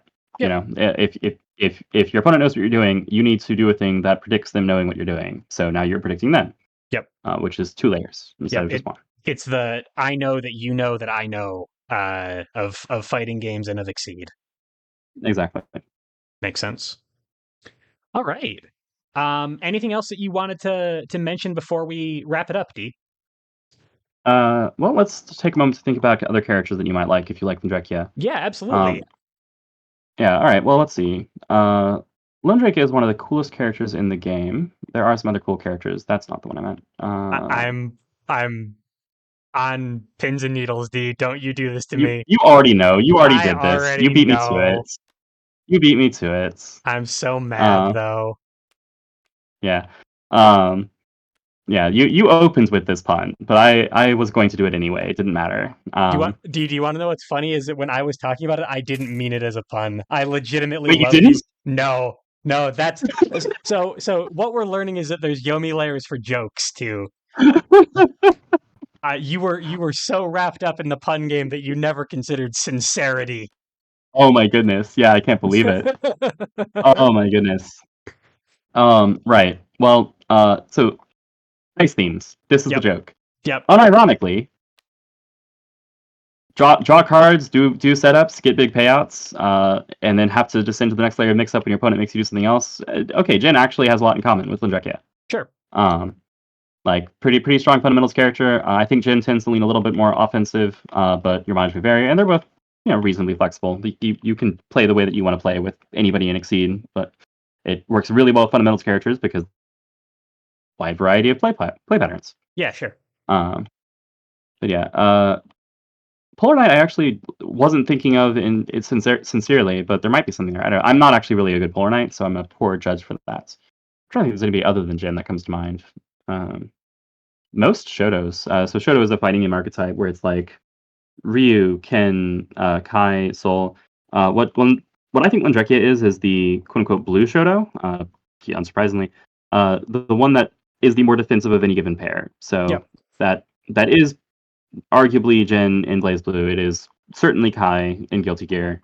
It is there you go. Ryu in Street Fighter. Um, it well, this is a weird one, but I think he's a Shoto. Okay. Your mileage may vary. Okay. He's certainly more defensive. Uh, there's some stuff going on here that makes me think that I probably wouldn't recommend Joffrey as much because Joffrey has a lot more specific setups. I'm also not a Joffrey player, so I can't speak to that. I'll put Right. him with the Hornet. Right. But anyway, but these are these are Shotos. They're all rounders. They are good at things. They reward fundamentals, and get good fundamentals, play good Exceed. You will do well. Um, those are my only thoughts. Yeah, no, I think that all makes sense. Shared color scheme too, which matters a lot for tournament team theming, obviously. Yes, that is true. You Yeah, gotta optimize your palette. of course. Yeah, no one is going to respect you if you don't show up with a well curated ensemble. That is true. Yep, I see no reason to question this. absolutely. Well, Dee, thank you so much for walking me through Lundrekia today. I learned so much from you. Hopefully, folks at home did as well. Hopefully, they had some fun. Really appreciate your time. Hey, yeah, my pleasure. Thanks for having me. I enjoy talking about my characters. Exceed's a good game, and Laundry Car's a cool character. Um, Now, Dee, I have noticed that you've said that a couple times now, and I'm gonna have to ask you to explain. You're Oh, I saying did. Oh, you're saying laundry car, correct? well, I actually had a list of 5 different mispronunciations, and I was trying to cycle through them. Okay. Um, So wait, hold up. Little bit of a peek behind the curtain here for people who weren't uh before the call started. D mentioned that he had a couple of things written down that he wanted to cover this lesson. Is that what you meant? Well, that's the top of my list. I did write down some other things. Okay, but mostly, primarily it was finding Yeah, ways to most. sneak in mispronunciations. Yeah, I yeah. So Londrekia, Londrekia. Yeah, that's the important stuff. Yeah. Yeah, the rest of it honestly is academic at that point. Um, I'm ending the lesson immediately. All right, Uh, all right. thank you all so much for watching. Thank you for putting up with our nonsense. D, thank you as well. I will talk to y'all next time. Goodbye, everybody. All right, bye. Stay hydrated. Stay hydrated, please.